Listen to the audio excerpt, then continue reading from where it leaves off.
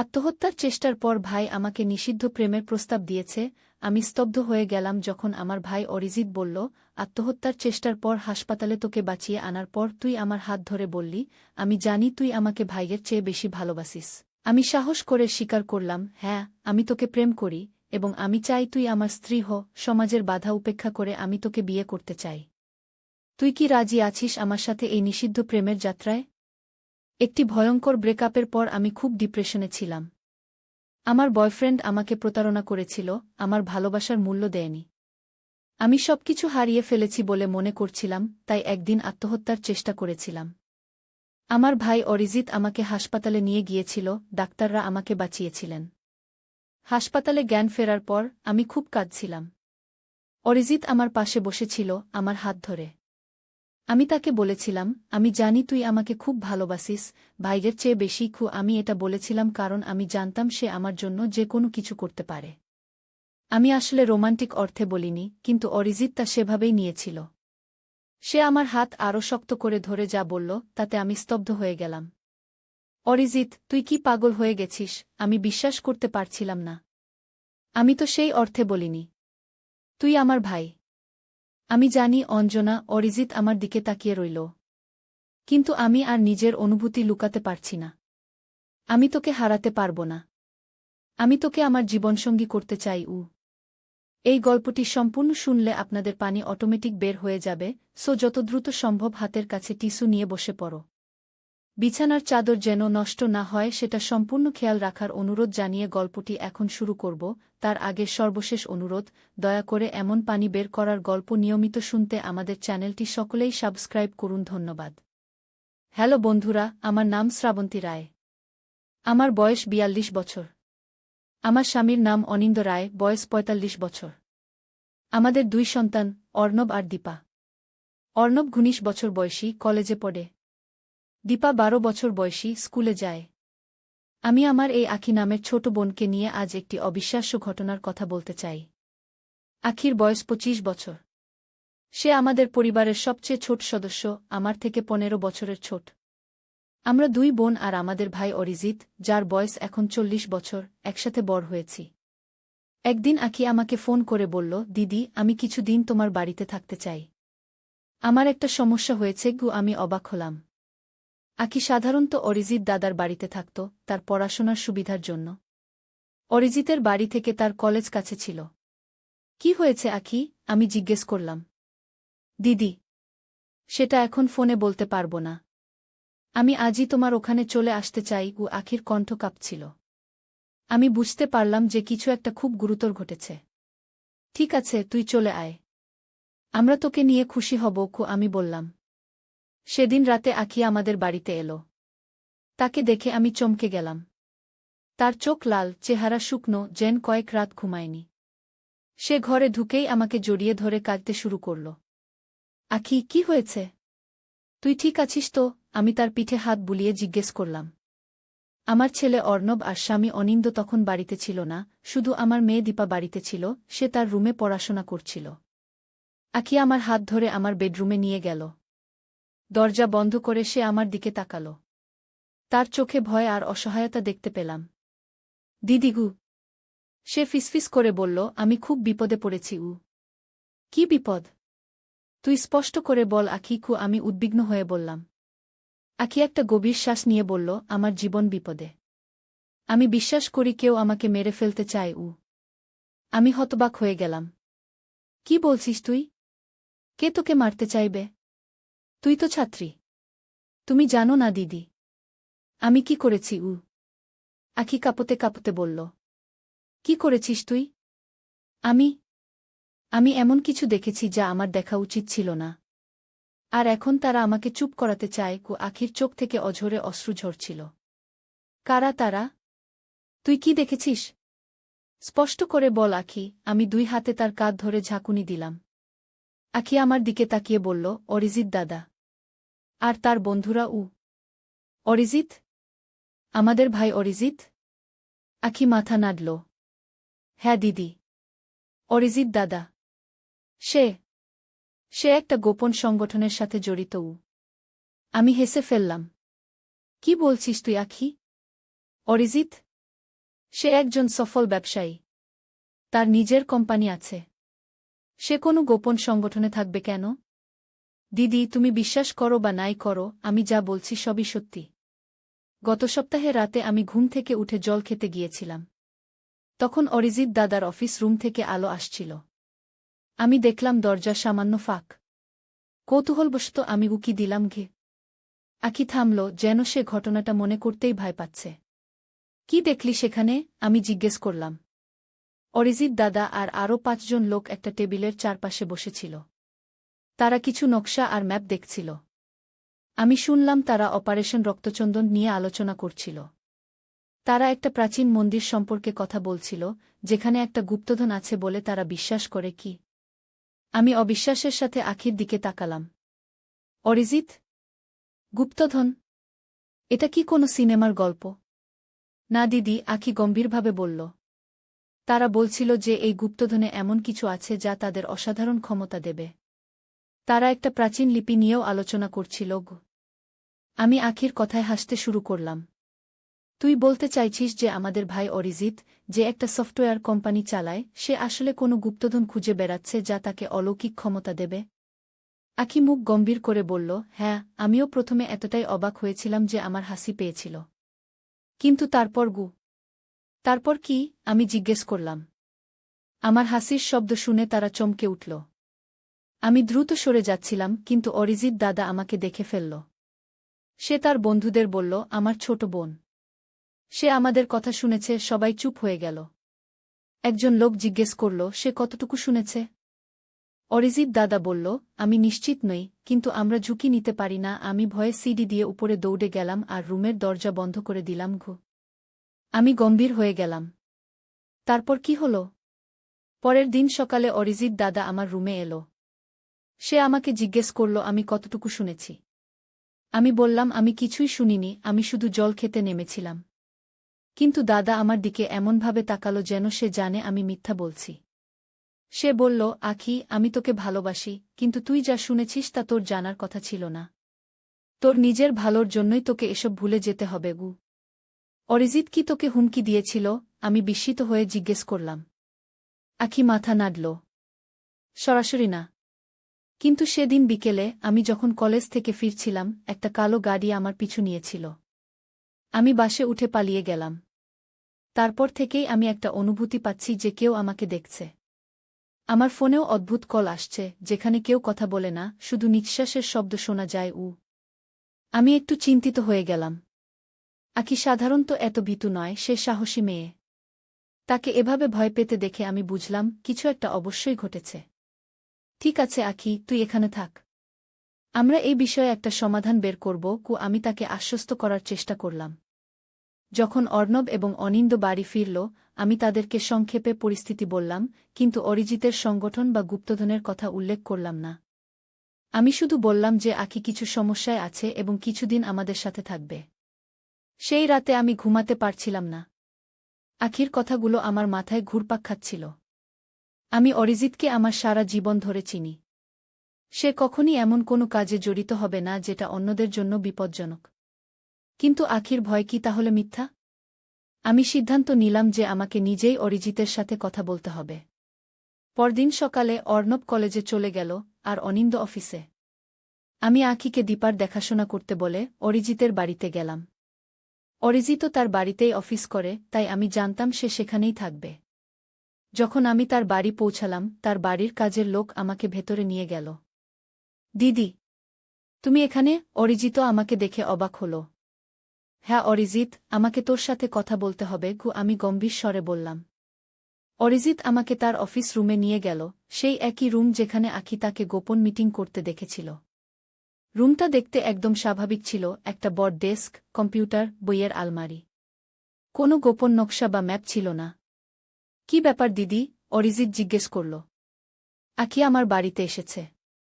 সে খুব ভয় পেয়েছে। আমি সরাসরি বললাম। অরিজিতের মুখের ভাব পাল্টে গেল। আঁখি? সে কেন ভয় পেয়েছে? সে বলছে যে তুই কোনো গোপন সংগঠনের সাথে জড়িত আছিস, আর তোরা কোনো গুপ্তধন খুঁজছিস। আমি সরাসরি বললাম, তার প্রতিক্রিয়া দেখার জন্য। অরিজিৎ হঠাৎ হেসে উঠল, এত জোরে যে তার চোখে পানি এসে গেল। কি? আমি গোপন সংগঠনে? গুপ্তধন? এটা কোনো সিনেমার প্লট নাকি? আমি তার প্রতিক্রিয়া দেখে একটু আশ্বস্ত হলাম। সে বলছে যে সে তোকে কয়েকজন লোকের সাথে গোপন মিটিং করতে দেখেছে। তোরা নাকি অপারেশন রক্তচন্দন নিয়ে আলোচনা করছিলি। অরিজিতের হাসি থেমে গেল। অপারেশন রক্তচন্দন? হ্যাঁ। তুই কি এরকম কিছু নিয়ে আলোচনা করেছিলি? অরিজিৎ কয়েক সেকেন্ড চুপ থেকে বলল, হ্যাঁ, আমি গত সপ্তাহে কয়েকজন বন্ধুর সাথে একটা মিটিং করেছিলাম। কিন্তু এটা কোনো গোপন সংগঠন নয় দিদিগ। তাহলে? আমি জিজ্ঞেস করলাম।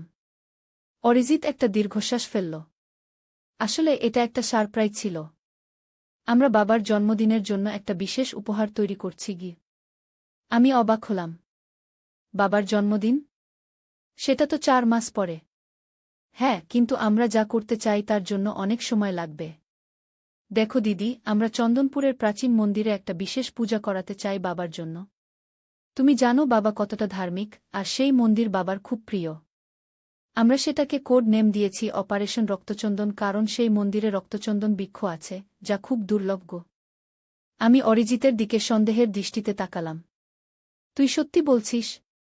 অবশ্যই দিদি। আমি তোমাকে নকশাগুলো দেখাতে পারি। অরিজিৎ তার ডেস্কের ড্রয়ার খুলে কিছু কাগজ বের করল।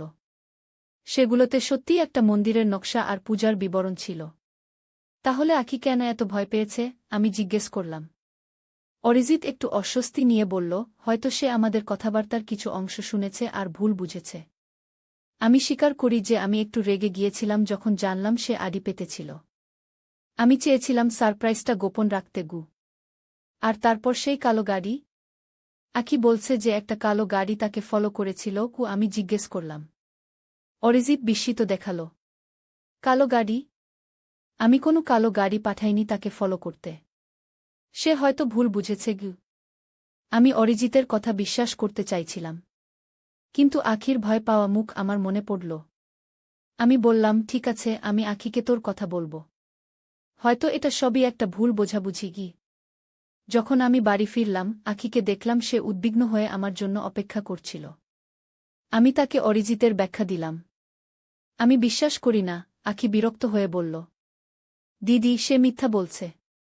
তারা কোনো পূজার কথা আলোচনা করছিল না। তারা ক্ষমতা এবং নিয়ন্ত্রণ নিয়ে কথা বলছিল। আমি নিজের কানে শুনেছি। আখি, আমি শান্তভাবে বললাম, তুই হয়তো কথার কিছু অংশ শুনেছিস। অরিজিৎ আমাকে নকশাগুলো দেখালো, সেগুলো সত্যিই একটা মন্দিরের নকশা ছিল। সে তোমাকে যা দেখিয়েছে তা আসল নকশা নয়, আখি জোর দিয়ে বলল। দিদি, আমি জানি তুমি আমাকে বিশ্বাস করছো না, কিন্তু আমি মিথ্যা বলছি না। আমার জীবন বিপদে। আমি আর কি বলবো বুঝতে পারছিলাম না। একদিকে আমার ছোট বোন, যাকে আমি সারা জীবন চিনি, অন্যদিকে আমার ছোট ভাই, যার সাথেও আমার ভালো সম্পর্ক। তাদের মধ্যে কাকে বিশ্বাস করব? সেই রাতে আমি আর অনিন্দ বিছানায় শুয়ে কথা বলছিলাম। আমি তাকে সব খুলে বললাম, আখির ভয়, অরিজিতের ব্যাখ্যা, আমার দ্বিধা। তুমি কি মনে করো? আমি জিজ্ঞেস করলাম। অনিন্দ একটু ভাবল। অরিজিতের ব্যাখ্যা যুক্তিসঙ্গত মনে হচ্ছে। কিন্তু আখির ভয়টাও আমার কাছে বাস্তব মনে হচ্ছে। আমার মনে হয় আমাদের আরও তদন্ত করা উচিত। কিভাবে? আমি জিজ্ঞেস করলাম।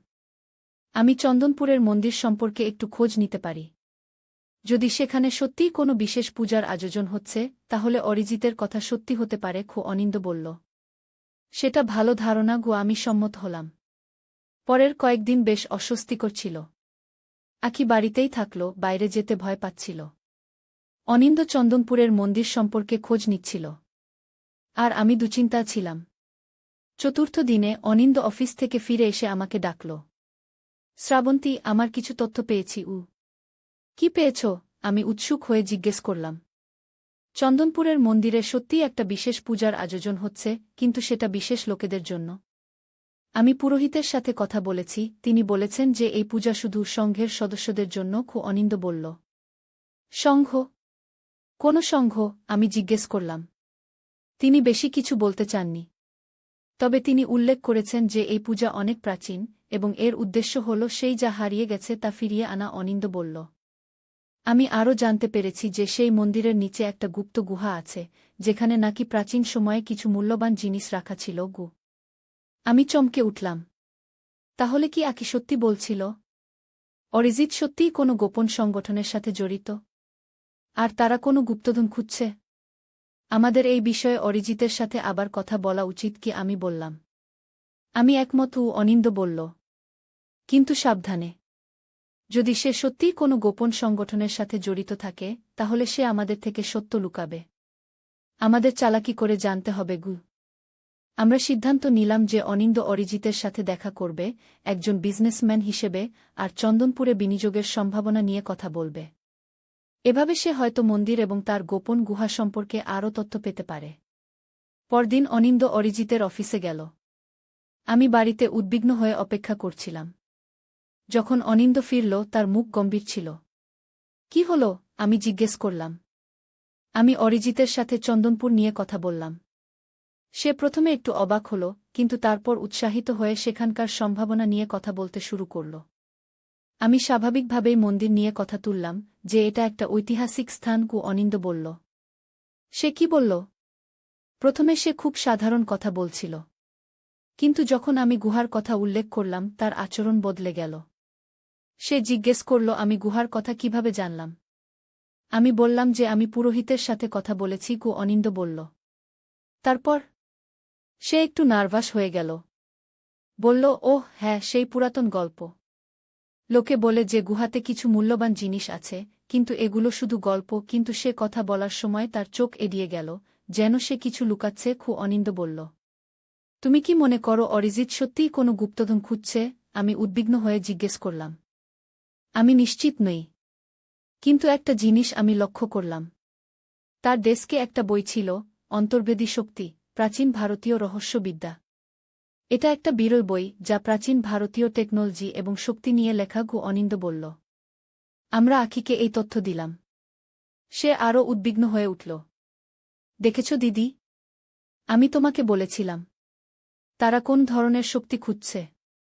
এটা খুব বিপজ্জনক হতে পারে।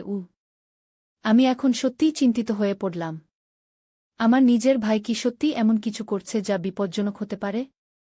আমাদের আরও তথ্য দরকার ছিল। আমরা সিদ্ধান্ত নিলাম যে আমাদের চন্দনপুর যেতে হবে, নিজেদের চোখে দেখতে হবে কি ঘটছে। অনিন্দ, আমি আর আখি একসাথে যাওয়ার পরিকল্পনা করলাম, অর্ণবকে দীপার দেখাশোনা করতে বাড়িতে রেখে। দুদিন পর আমরা চন্দনপুরের উদ্দেশ্যে রওনা দিলাম। এটা শহর থেকে প্রায় 4 ঘণ্টার দূরত্বে অবস্থিত একটি ছোট গ্রাম। আমরা একটি হোটেলে উঠলাম আর পরিকল্পনা করলাম যে কিভাবে মন্দির এবং সেখানে হওয়া গতিবিধি দেখা যায়। হোটেলে ঢোকার সময় আমি লক্ষ্য করলাম একটি কালো গাড়ি আমাদের পিছু পিছু এসেছিল, যেটা হোটেলের বাইরে দাঁড়িয়ে রইল। আমি আখিকে এটা দেখালাম। সে ভয়ে কাঁপতে শুরু করল। ওই সেই গাড়ি, যেটা আমাকে ফলো করছিল, সে বলল। আমরা জানালা দিয়ে গাড়িটা লক্ষ্য করলাম। কিছুক্ষণ পর 2 লোক নামল। তাদের চেহারা দেখে আমরা চমকে উঠলাম। তারা ছিল অরিজিতের বন্ধু, যাদের আমি আগে তার বাড়িতে দেখেছি। ওরা আমাদের ফলো করেছে। আখি ভয়ে চিৎকার করে উঠল। শান্ত হও, অনিন্দ আখিকে সান্ত্বনা দিল। হয়তো এটা একটা কাকতালীয় ঘটনা। না, আখি জোর দিয়ে বলল। অরিজিৎ দাদা জানে আমরা এখানে এসেছি। সে আমাদের উপর নজর রাখছে। আমরা সিদ্ধান্ত নিলাম যে এই পরিস্থিতিতে সাবধানে থাকা উচিত। আমরা হোটেল থেকে বের না হয়ে মন্দির সম্পর্কে স্থানীয় লোকেদের কাছ থেকে তথ্য সংগ্রহ করার চেষ্টা করলাম। হোটেলের ম্যানেজার আমাদের বললেন, চন্দনপুরের মন্দির খুব প্রাচীন, প্রায় 1000 বছরের পুরনো। এর নিচে একটা গুহা আছে, যেটা সাধারণ লোকেদের জন্য বন্ধ। শুধু বিশেষ অনুষ্ঠানের সময় কিছু নির্বাচিত লোককে সেখানে যেতে দেওয়া হয়। কোনো বিশেষ অনুষ্ঠান? অনিন্দ জিজ্ঞেস করল। এটা রক্তচন্দন উৎসব নামে পরিচিত। এটা প্রতি বছর হয় না, শুধু বিশেষ অবস্থানে গ্রহণক্ষত্র থাকলে। ম্যানেজার বললেন। কেন এটা করা হয়? আমি জিজ্ঞেস করলাম। প্রাচীন বিশ্বাস অনুযায়ী এই অনুষ্ঠানের মাধ্যমে কেউ অসাধারণ ক্ষমতা পেতে পারে। কিন্তু এগুলো শুধু কিংবদন্তি। ম্যানেজার হেসে বললেন। তবে আজকাল অনেক বড় বড় ব্যবসায়ীরা এই অনুষ্ঠানে অংশ নিচ্ছেন। কিছুদিন আগে একজন বিখ্যাত সফটওয়্যার উদ্যোক্তা এখানে এসেছিলেন, যিনি কিছু বিশেষ ব্যবস্থা করেছেন। আমরা একে অন্যের দিকে তাকালাম। আমরা জানতাম তিনি অরিজিতের কথাই বলছেন। সেই রাতে আমরা পরিকল্পনা করলাম যে পরদিন সকালে আমরা মন্দিরে যাব। আমরা ঘুমাতে যাওয়ার আগে আখি আমাকে ডাকল। দিদি, আমি একটা স্বপ্ন দেখেছিলাম। সে বলল। কি স্বপ্ন? আমি জিজ্ঞেস করলাম। আমি দেখেছিলাম যে আমি সেই গুহায় আছি। সেখানে একটা আলোকিত ক্রিস্টাল ছিল। অরিজিৎ দাদা সেটা হাতে নিচ্ছিল, আর হঠাৎ চারদিকে অগ্নিশিখা ছড়িয়ে পড়ছিল। অরিজিৎ দাদা চিৎকার করছিল। সে বলছিল, আমি এটা নিয়ন্ত্রণ করতে পারছি না। আমি ভয় পেয়ে জেগে উঠলাম। আঁখি বলল, সেটা তো শুধু একটা স্বপ্ন আঁখি। আমি তাকে সান্ত্বনা দিলাম, যদিও আমি নিজেও অস্বস্তি বোধ করছিলাম। পরদিন সকালে আমরা মন্দিরের উদ্দেশ্যে রওনা দিলাম। যখন আমরা হোটেল থেকে বেরোলাম, আমি দেখলাম সেই কালো গাড়ি আর নেই। মন্দিরটি ছিল চন্দনপুর গ্রামের প্রান্তে একটি পাহাড়ের পাদদেশে। এটি একটি বিশাল প্রাচীন স্থাপত্য, যার চারপাশে ঘন জঙ্গল। মন্দিরের সামনে একজন বয়স্ক পুরোহিত ছিলেন। নমস্কার, অনিন্দ পুরোহিতকে অভিবাদন জানালেন। আমরা মন্দির দেখতে এসেছি। স্বাগতম, পুরোহিত মৃদু হেসে বললেন। কিন্তু আজ মন্দির দর্শনার্থীদের জন্য বন্ধ। একটি বিশেষ অনুষ্ঠানের প্রস্তুতি চলছে। কি অনুষ্ঠান? আমি জিজ্ঞেস করলাম। রক্তচন্দন উৎসব। এটি একটি প্রাচীন অনুষ্ঠান, যা কেবল নির্বাচিত সদস্যদের জন্য, পুরোহিত বললেন। আমরা শুনেছি যে মন্দিরের নিচে একটি গুহা আছে? অনিন্দ জিজ্ঞেস করলেন। পুরোহিত একটু চমকে উঠলেন। হ্যাঁ, আছে। কিন্তু সেটি সাধারণ লোকদের জন্য বন্ধ। আমরা শুনেছি যে সেখানে কিছু মূল্যবান জিনিস আছে, যা অসাধারণ ক্ষমতা দিতে পারে। আমি জিজ্ঞেস করলাম। পুরোহিত আমাদের দিকে সন্দেহজনক দৃষ্টিতে তাকালেন। আপনারা কারা? কেন এই সব জানতে চাইছেন? এই সময় আমরা পিছন থেকে একটি পরিচিত কণ্ঠস্বর শুনলাম। ওরা আমার পরিবারের সদস্য, গুরুজি। আমরা ঘুরে দেখলাম অরিজিৎ সেখানে দাঁড়িয়ে আছে। অরিজিৎ, আমি অবাক হয়ে বললাম। দিদি, অনিন্দদা, আঁখি, তোমরা এখানে কি করছ? অরিজিৎ জিজ্ঞেস করল, যদিও তার কণ্ঠস্বরে বিস্ময়ের চেয়ে অভিযোগের সুর বেশি ছিল। আমরা জানতে এসেছি তুই কি করছিস। আমি সরাসরি বললাম। তুই কি সত্যিই কোনো গোপন সংগঠনের সাথে জড়িত, যারা কোনো প্রাচীন শক্তি খুঁজছে? অরিজিৎ একটা দীর্ঘশ্বাস ফেলল। দিদি, এটা তেমন কিছু না। আমি কোনো খারাপ কাজ করছি না। আমি শুধু একটা প্রাচীন ঐতিহ্য রক্ষা করতে সাহায্য করছি। কি ঐতিহ্য? অনিন্দ জিজ্ঞেস করলেন। এই সংঘ প্রায় 1000 বছর ধরে চলে আসছে। আমরা প্রাচীন জ্ঞান ও বিদ্যার সংরক্ষক। এই মন্দিরের গুহায় একটি প্রাচীন ক্রিস্টাল আছে, যা প্রাচীন ভারতীয় বিজ্ঞানীরা তৈরি করেছিলেন। এটি অসাধারণ শক্তির উৎস। অরিজিৎ ব্যাখ্যা করল। কি ধরনের শক্তি? আমি জানতে চাইলাম। এটি মনের শক্তি বাড়ায়, দূরদর্শিতা দেয়, এমনকি পার্থিব শক্তির উৎস হিসেবেও কাজ করতে পারে। আমরা এটি নিয়ে গবেষণা করছি, আধুনিক বিজ্ঞানের সাথে প্রাচীন জ্ঞানকে মিলিয়ে। এটি পুরো মানবজাতির উপকারে আসবে। অরিজিৎ উৎসাহিত হয়ে বলল। কিন্তু এটা কি বিপজ্জনক নয়? আঁখি জিজ্ঞেস করল। আমি স্বপ্নে দেখেছি অগ্নিশিখা, ধ্বংস। সেটা শুধু একটা স্বপ্ন আঁখি। অরিজিৎ মৃদু হেসে বলল। হ্যাঁ, এর কিছু ঝুঁকি আছে, কিন্তু আমরা সাবধানতা অবলম্বন করছি। আমি মিথ্যা বলেছিলাম, সেটা স্বীকার করি, কিন্তু এটা ছিল কারণ আমি এই জ্ঞান সুরক্ষিত রাখতে শপথবদ্ধ। আমরা অরিজিতের দিকে তাকালাম, তার কথা বিশ্বাস করার চেষ্টা করছিলাম। তাহলে সেই কালো গাড়ি? আঁখি জিজ্ঞেস করল। কেন তোমার লোকেরা আমাকে ফলো করছিল? অরিজিৎ একটু অস্বস্তি নিয়ে বলল, হ্যাঁ, সেটা আমার ভুল ছিল। আমি নিশ্চিত হতে চেয়েছিলাম যে তুই এই তথ্য কারো সাথে শেয়ার করছিস না। আমি তোকে ভয় দেখাতে চাইনি আঁখি, আমি শুধু সে একজন সফল ব্যবসায়ী। তার নিজের কোম্পানি আছে। সে কোনো গোপন সংগঠনে থাকবে কেন? দিদি, তুমি বিশ্বাস করো বা নাই করো, আমি যা বলছি সবই সত্যি। গত সপ্তাহে রাতে আমি ঘুম থেকে উঠে জল খেতে গিয়েছিলাম। তখন অরিজিৎ দাদার অফিস রুম থেকে আলো আসছিল। আমি দেখলাম দরজা সামান্য ফাঁক। কৌতূহলবশত আমি উকি দিলাম। আঁখি থামল, যেন সে ঘটনাটা মনে করতেই ভয় পাচ্ছে। কি দেখলি সেখানে? আমি জিজ্ঞেস করলাম। অরিজিৎ দাদা আর আরও 5 জন লোক একটা টেবিলের চারপাশে বসেছিল। তারা কিছু নকশা আর ম্যাপ দেখছিল। আমি শুনলাম তারা অপারেশন রক্তচন্দন নিয়ে আলোচনা করছিল।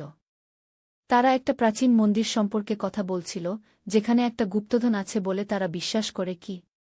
আমি অবিশ্বাসের সাথে আঁখির দিকে তাকালাম। অরিজিৎ? গুপ্তধন? এটা কি কোনো সিনেমার গল্প? না দিদি, আঁখি গম্ভীরভাবে বলল।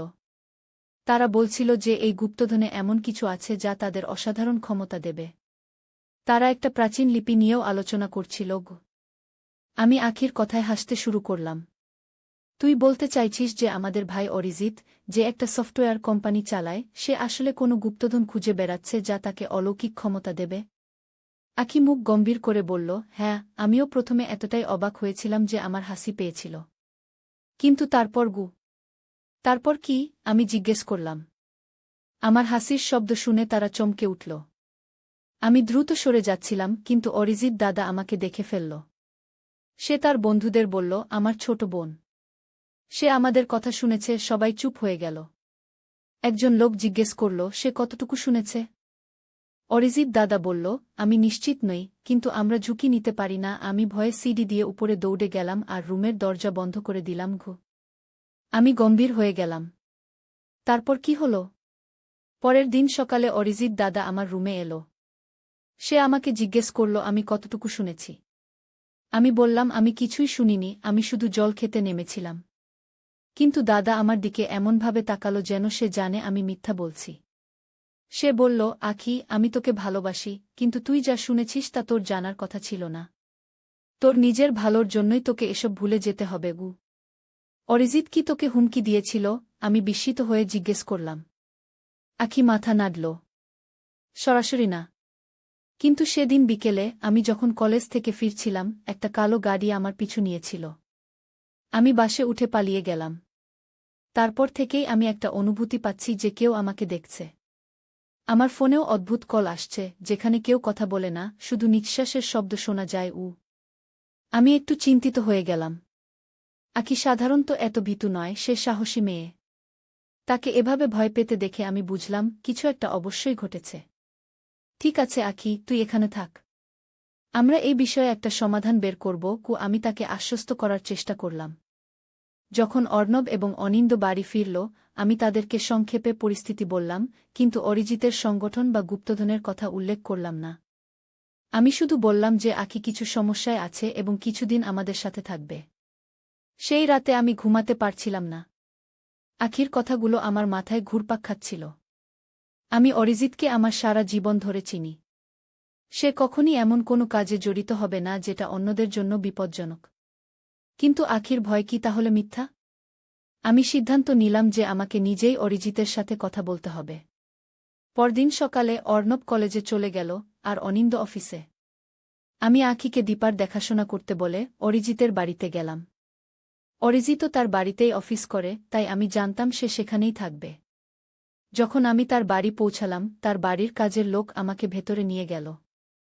দিদি, তুমি এখানে? অরিজিত আমাকে দেখে অবাক হল। হ্যাঁ অরিজিৎ, আমাকে তোর সাথে কথা বলতে হবে। আমি গম্ভীর স্বরে বললাম। অরিজিৎ আমাকে তার অফিস রুমে নিয়ে গেল, সেই একই রুম যেখানে আখি তাকে গোপন মিটিং করতে দেখেছিল। রুমটা দেখতে একদম স্বাভাবিক ছিল, একটা বড় ডেস্ক, কম্পিউটার, বইয়ের আলমারি। কোনো গোপন নকশা বা ম্যাপ ছিল না।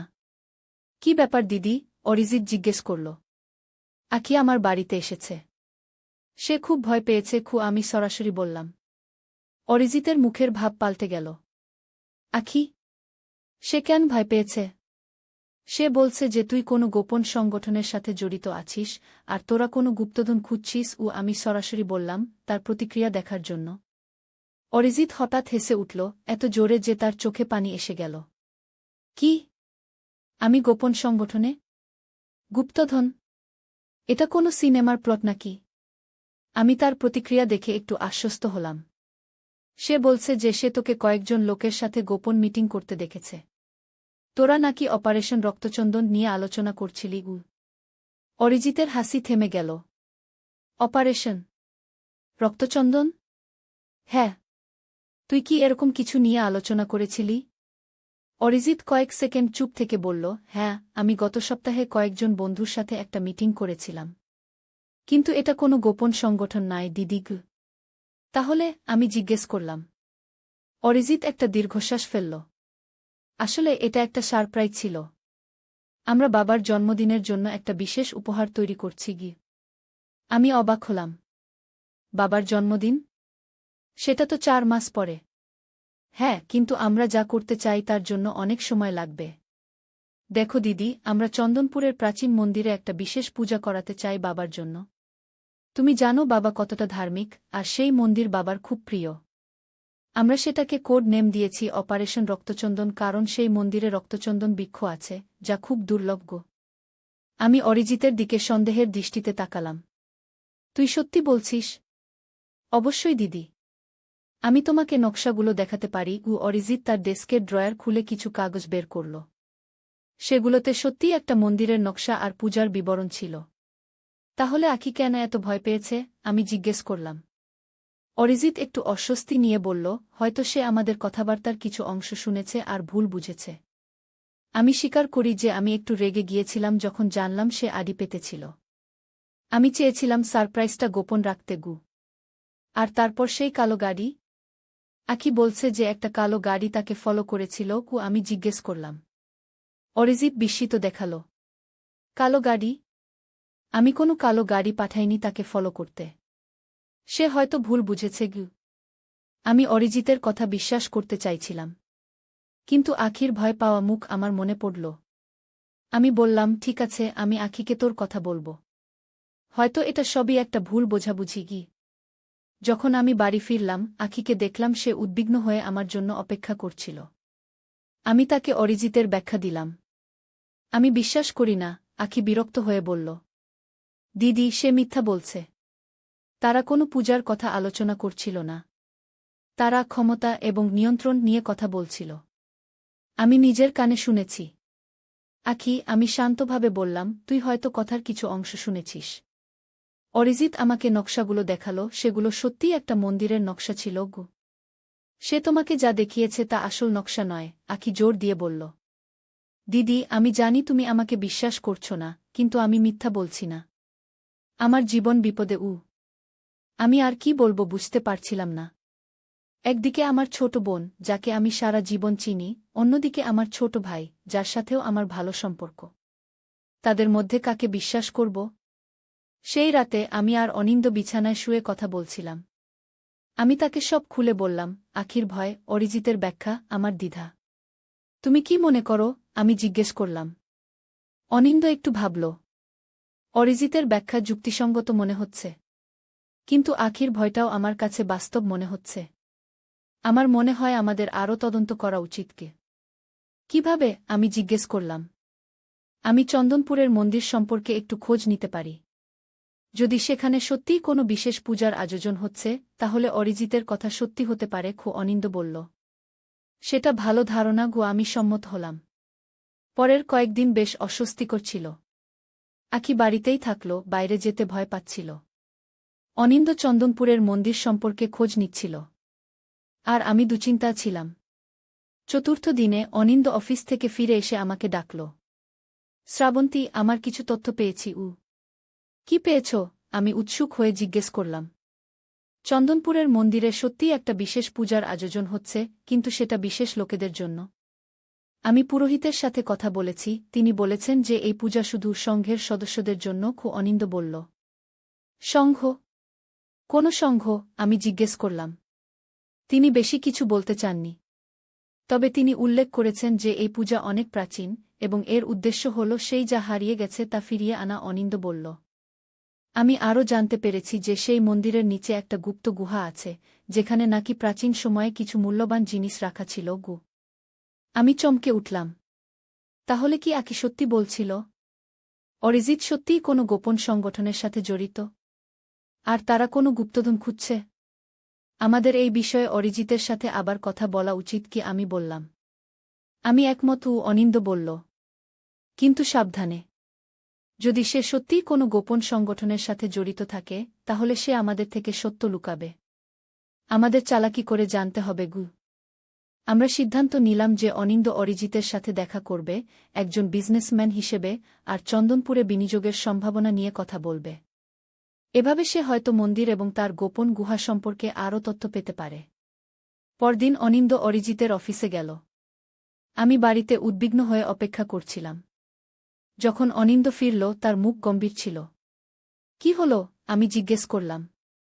আমি অরিজিতের সাথে চন্দনপুর নিয়ে কথা বললাম। সে প্রথমে একটু অবাক হল, কিন্তু তারপর উৎসাহিত হয়ে সেখানকার সম্ভাবনা নিয়ে কথা বলতে শুরু করল। আমি স্বাভাবিকভাবেই মন্দির নিয়ে কথা তুললাম, যে এটা একটা ঐতিহাসিক স্থান। অনিন্দ বলল। সে কি বলল? প্রথমে সে খুব সাধারণ কথা বলছিল, কিন্তু যখন আমি গুহার কথা উল্লেখ করলাম তার আচরণ বদলে গেল। সে জিজ্ঞেস করল, আমি গুহার কথা কিভাবে জানলাম? আমি বললাম যে আমি পুরোহিতের সাথে কথা বলেছি। অনিন্দ বলল। তারপর? সে একটু নার্ভাস হয়ে গেল। বলল, ওহ হ্যাঁ, সেই পুরাতন গল্প। লোকে বলে যে গুহাতে কিছু মূল্যবান জিনিস আছে, কিন্তু এগুলো শুধু গল্প। কিন্তু সে কথা বলার সময় তার চোখ এড়িয়ে গেল, যেন সে কিছু লুকাচ্ছে। অনিন্দ বলল, তুমি কি মনে করো অরিজিৎ সত্যিই কোনো গুপ্তধন খুঁজছে? আমি উদ্বিগ্ন হয়ে জিজ্ঞেস করলাম। আমি নিশ্চিত নই, কিন্তু একটা জিনিস আমি লক্ষ্য করলাম। তার ডেস্কে একটা বই ছিল, অন্তর্বেদী শক্তি, প্রাচীন ভারতীয় রহস্যবিদ্যা। এটা একটা বিরল বই, যা প্রাচীন ভারতীয় টেকনোলজি এবং শক্তি নিয়ে লেখা। অনিন্দ বলল। আমরা আখিকে এই তথ্য দিলাম। সে আরও উদ্বিগ্ন হয়ে উঠল। দেখেছ দিদি, আমি তোমাকে বলেছিলাম। তারা কোন ধরনের শক্তি খুঁজছে? এটা খুব বিপজ্জনক হতে পারে। আমি এখন সত্যিই চিন্তিত হয়ে পড়লাম। আমার নিজের ভাই কি সত্যিই এমন কিছু করছে যা বিপজ্জনক হতে পারে? আমাদের আরও তথ্য দরকার ছিল। আমরা সিদ্ধান্ত নিলাম যে আমাদের চন্দনপুর যেতে হবে, নিজেদের চোখে দেখতে হবে কি ঘটছে। অনিন্দ, আমি আর আখি একসাথে যাওয়ার পরিকল্পনা করলাম, অর্ণবকে দীপার দেখাশোনা করতে বাড়িতে রেখে। দুদিন পর আমরা চন্দনপুরের উদ্দেশ্যে রওনা দিলাম। এটা শহর থেকে প্রায় 4 ঘণ্টার দূরত্বে অবস্থিত একটি ছোট গ্রাম। আমরা একটি হোটেলে উঠলাম আর পরিকল্পনা করলাম যে কিভাবে মন্দির এবং সেখানে হওয়া গতিবিধি দেখা যায়। হোটেলে ঢোকার সময় আমি লক্ষ্য করলাম একটি কালো গাড়ি আমাদের পিছু পিছু এসেছিল, যেটা হোটেলের বাইরে দাঁড়িয়ে রইল। আমি আখিকে এটা দেখালাম। সে ভয়ে কাঁপতে শুরু করল। ওই সেই গাড়ি, যেটা আমাকে ফলো করছিল, সে বলল। আমরা জানালা দিয়ে গাড়িটা লক্ষ্য করলাম। কিছুক্ষণ পর 2 লোক নামল। তাদের চেহারা দেখে আমরা চমকে উঠলাম। তারা ছিল অরিজিতের বন্ধু, যাদের আমি আগে তার বাড়িতে দেখেছি। ওরা আমাদের ফলো করেছে। আখি ভয়ে চিৎকার করে উঠল। শান্ত হও, অনিন্দ আখিকে সান্ত্বনা দিল। হয়তো এটা একটা কাকতালীয় ঘটনা। না, আখি জোর দিয়ে বলল। অরিজিৎ দাদা জানে আমরা এখানে এসেছি। সে আমাদের উপর নজর রাখছে। আমরা সিদ্ধান্ত নিলাম যে এই পরিস্থিতিতে সাবধানে থাকা উচিত। আমরা হোটেল থেকে বের না হয়ে মন্দির সম্পর্কে স্থানীয় লোকেদের কাছ থেকে তথ্য সংগ্রহ করার চেষ্টা করলাম। হোটেলের ম্যানেজার আমাদের বললেন, চন্দনপুরের মন্দির খুব প্রাচীন, প্রায় 1000 বছরের পুরনো। এর নিচে একটা গুহা আছে, যেটা সাধারণ লোকেদের জন্য বন্ধ। শুধু বিশেষ অনুষ্ঠানের সময় কিছু নির্বাচিত লোককে সেখানে যেতে দেওয়া হয়। কোনো বিশেষ অনুষ্ঠান? অনিন্দ জিজ্ঞেস করল। এটা রক্তচন্দন উৎসব নামে পরিচিত। এটা প্রতি বছর হয় না, শুধু বিশেষ অবস্থানে গ্রহণক্ষত্র থাকলে। ম্যানেজার বললেন। কেন এটা করা হয়? আমি জিজ্ঞেস করলাম। প্রাচীন বিশ্বাস অনুযায়ী এই অনুষ্ঠানের মাধ্যমে কেউ অসাধারণ ক্ষমতা পেতে পারে। কিন্তু এগুলো শুধু কিংবদন্তি। ম্যানেজার হেসে বললেন। তবে আজকাল অনেক বড় বড় ব্যবসায়ীরা এই অনুষ্ঠানে অংশ নিচ্ছেন। কিছুদিন আগে একজন বিখ্যাত সফটওয়্যার উদ্যোক্তা এখানে এসেছিলেন, যিনি কিছু বিশেষ ব্যবস্থা করেছেন। আমরা একে অন্যের দিকে তাকালাম। আমরা জানতাম তিনি অরিজিতের কথাই বলছেন। সেই রাতে আমরা পরিকল্পনা করলাম যে পরদিন সকালে আমরা মন্দিরে যাব। আমরা ঘুমাতে যাওয়ার আগে আখি আমাকে ডাকল। দিদি, আমি একটা স্বপ্ন দেখেছিলাম। সে বলল। কি স্বপ্ন? আমি জিজ্ঞেস করলাম। আমি দেখেছিলাম যে আমি সেই গুহায় আছি। সেখানে একটা আলোকিত ক্রিস্টাল ছিল। অরিজিৎ দাদা সেটা হাতে নিচ্ছিল, আর হঠাৎ চারদিকে অগ্নিশিখা ছড়িয়ে পড়ছিল। অরিজিৎ দাদা চিৎকার করছিল। সে বলছিল, আমি এটা নিয়ন্ত্রণ করতে পারছি না। আমি ভয় পেয়ে জেগে উঠলাম। আখি বলল। সেটা তো শুধু একটা স্বপ্ন আখি। আমি তাকে সান্ত্বনা দিলাম, যদিও আমি নিজেও অস্বস্তি বোধ করছিলাম। পরদিন সকালে আমরা মন্দিরের উদ্দেশ্যে রওনা দিলাম। যখন আমরা হোটেল থেকে বেরোলাম, আমি দেখলাম সেই কালো গাড়ি আর নেই। মন্দিরটি ছিল চন্দনপুর গ্রামের প্রান্তে একটি পাহাড়ের পাদদেশে। এটি একটি বিশাল প্রাচীন স্থাপত্য, যার চারপাশে ঘন জঙ্গল। মন্দিরের সামনে একজন বয়স্ক পুরোহিত ছিলেন। নমস্কার, অনিন্দ পুরোহিতকে অভিবাদন জানালেন। আমরা মন্দির দেখতে এসেছি। স্বাগতম, পুরোহিত মৃদু হেসে বললেন। কিন্তু আজ মন্দির দর্শনার্থীদের জন্য বন্ধ। একটি বিশেষ অনুষ্ঠানের প্রস্তুতি চলছে। কি অনুষ্ঠান? আমি জিজ্ঞেস করলাম। রক্তচন্দন উৎসব। এটি একটি প্রাচীন অনুষ্ঠান যা কেবল নির্বাচিত সদস্যদের জন্য, পুরোহিত বললেন। আমরা শুনেছি যে মন্দিরের নিচে একটি গুহা আছে, অনিন্দ জিজ্ঞেস করলেন। পুরোহিত একটু চমকে উঠলেন। হ্যাঁ, আছে। কিন্তু সেটি সাধারণ লোকদের জন্য বন্ধ। আমরা শুনেছি যে সেখানে কিছু মূল্যবান জিনিস আছে যা অসাধারণ ক্ষমতা দিতে পারে। আমি জিজ্ঞেস করলাম। পুরোহিত আমাদের দিকে সন্দেহজনক দৃষ্টিতে তাকালেন। আপনারা কারা? কেন এই সব জানতে চাইছেন? এই সময় আমরা পিছন থেকে একটি পরিচিত কণ্ঠস্বর শুনলাম, ওরা আমার পরিবারের সদস্য, গুরুজি। আমরা ঘুরে দেখলাম অরিজিৎ সেখানে দাঁড়িয়ে আছে। অরিজিৎ, আমি অবাক হয়ে বললাম। দিদি, অনিন্দদা, আখি, তোমরা এখানে কি করছো? অরিজিৎ জিজ্ঞেস করল, যদিও তার কণ্ঠস্বরে বিস্ময়ের চেয়ে অভিযোগের সুর বেশি ছিল। আমরা জানতে এসেছি তুই কি করছিস। আমি সরাসরি বললাম। তুই কি সত্যিই কোনো গোপন সংগঠনের সাথে জড়িত যারা কোনো প্রাচীন শক্তি খুঁজছে? অরিজিৎ একটা দীর্ঘশ্বাস ফেলল। দিদি, এটা তেমন কিছু না। আমি কোনো খারাপ কাজ করছি না। আমি শুধু একটা প্রাচীন ঐতিহ্য রক্ষা করতে সাহায্য করছি। কি ঐতিহ্য? অনিন্দ জিজ্ঞেস করলেন। এই সংঘ প্রায় 1000 বছর ধরে চলে আসছে। আমরা প্রাচীন জ্ঞান ও বিদ্যার সংরক্ষক। এই মন্দিরের গুহায় একটি প্রাচীন ক্রিস্টাল আছে যা প্রাচীন ভারতীয় বিজ্ঞানীরা তৈরি করেছিলেন। এটি অসাধারণ শক্তির উৎস। অরিজিৎ ব্যাখ্যা করল। কি ধরনের শক্তি? আমি জানতে চাইলাম। এটি মনের শক্তি বাড়ায়, দূরদর্শিতা দেয়, এমনকি পার্থিব শক্তির উৎস হিসেবেও কাজ করতে পারে। আমরা এটি নিয়ে গবেষণা করছি, আধুনিক বিজ্ঞানের সাথে প্রাচীন জ্ঞানকে মিলিয়ে। এটি পুরো মানবজাতির উপকারে আসবে। অরিজিৎ উৎসাহিত হয়ে বলল। কিন্তু এটা কি বিপজ্জনক নয়? আখি জিজ্ঞেস করল। আমি স্বপ্নে দেখেছি অগ্নিশিখা, ধ্বংস। সেটা শুধু একটা স্বপ্ন আখি। অরিজিৎ মৃদু হেসে বলল। হ্যাঁ, এর কিছু ঝুঁকি আছে, কিন্তু আমরা সাবধানতা অবলম্বন করছি।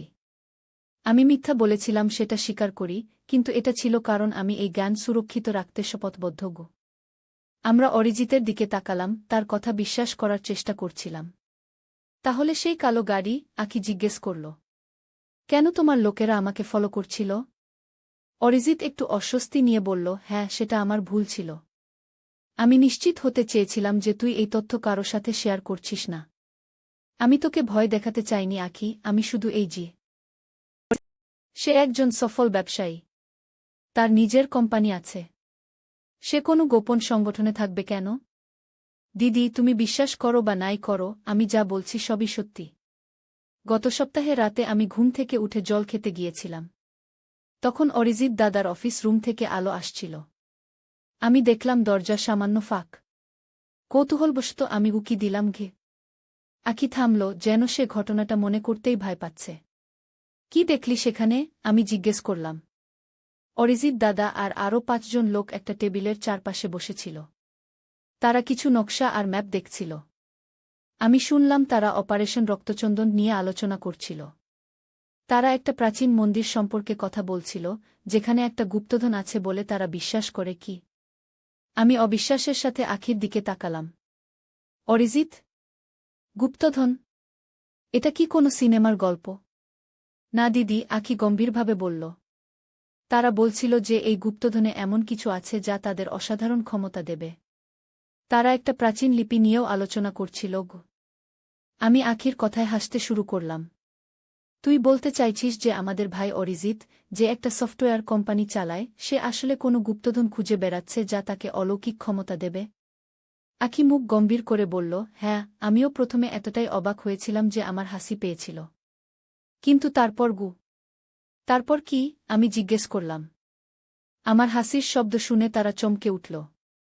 আমি দ্রুত সরে যাচ্ছিলাম, কিন্তু অরিজিৎ দাদা আমাকে দেখে ফেলল।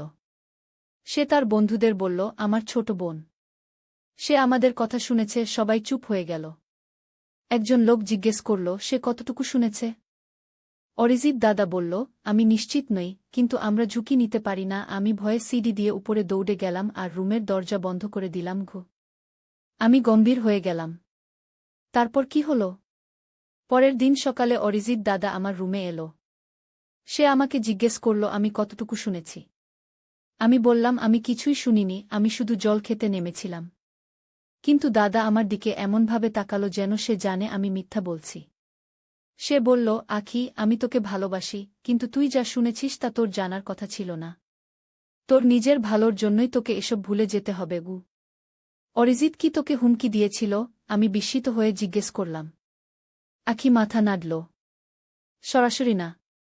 কিন্তু সেদিন বিকেলে আমি যখন কলেজ থেকে ফিরছিলাম, একটা কালো গাড়ি আমার পিছু নিয়েছিল। আমি বাসে উঠে পালিয়ে গেলাম। তারপর থেকেই আমি একটা অনুভূতি পাচ্ছি যে কেউ আমাকে দেখছে। আমার ফোনেও অদ্ভুত কল আসছে, যেখানে কেউ কথা বলে না, শুধু নিঃশ্বাসের শব্দ শোনা যায়। আমি একটু চিন্তিত হয়ে গেলাম। আখি সাধারণত এত ভীতু নয়, সে সাহসী মেয়ে। তাকে এভাবে ভয় পেতে দেখে আমি বুঝলাম কিছু একটা অবশ্যই ঘটেছে। ঠিক আছে আখি, তুই এখানে থাক। আমরা এই বিষয়ে একটা সমাধান বের করব। আমি তাকে আশ্বস্ত করার চেষ্টা করলাম। যখন অর্ণব এবং অনিন্দ বাড়ি ফিরল, আমি তাদেরকে সংক্ষেপে পরিস্থিতি বললাম, কিন্তু অরিজিতের সংগঠন বা গুপ্তধনের কথা উল্লেখ করলাম না। আমি শুধু বললাম যে আখি কিছু সমস্যায় আছে এবং কিছুদিন আমাদের সাথে থাকবে। সেই রাতে আমি ঘুমাতে পারছিলাম না। আখির কথাগুলো আমার মাথায় ঘুরপাক খাচ্ছিল। আমি অরিজিৎকে আমার সারা জীবন ধরে চিনি। সে কখনই এমন কোনো কাজে জড়িত হবে না যেটা অন্যদের জন্য বিপজ্জনক। কিন্তু আখির ভয় কি তাহলে মিথ্যা? আমি সিদ্ধান্ত নিলাম যে আমাকে নিজেই অরিজিতের সাথে কথা বলতে হবে। পরদিন সকালে অর্ণব কলেজে চলে গেল, আর অনিন্দ অফিসে। আমি আখিকে দীপার দেখাশোনা করতে বলে অরিজিতের বাড়িতে গেলাম। অরিজিতও তার বাড়িতেই অফিস করে, তাই আমি জানতাম সে সেখানেই থাকবে। যখন আমি তার বাড়ি পৌঁছালাম, তার বাড়ির কাজের লোক আমাকে ভেতরে নিয়ে গেল। দিদি, তুমি এখানে? অরিজিতও আমাকে দেখে অবাক হল। হ্যাঁ অরিজিৎ, আমাকে তোর সাথে কথা বলতে হবে। আমি গম্ভীর স্বরে বললাম। অরিজিৎ আমাকে তার অফিস রুমে নিয়ে গেল, সেই একই রুম যেখানে আখি তাকে গোপন মিটিং করতে দেখেছিল। রুমটা দেখতে একদম স্বাভাবিক ছিল, একটা বড় ডেস্ক, কম্পিউটার, বইয়ের আলমারি। কোনো গোপন নকশা বা ম্যাপ ছিল না। কি ব্যাপার দিদি? অরিজিৎ জিজ্ঞেস করল। আখি আমার বাড়িতে এসেছে।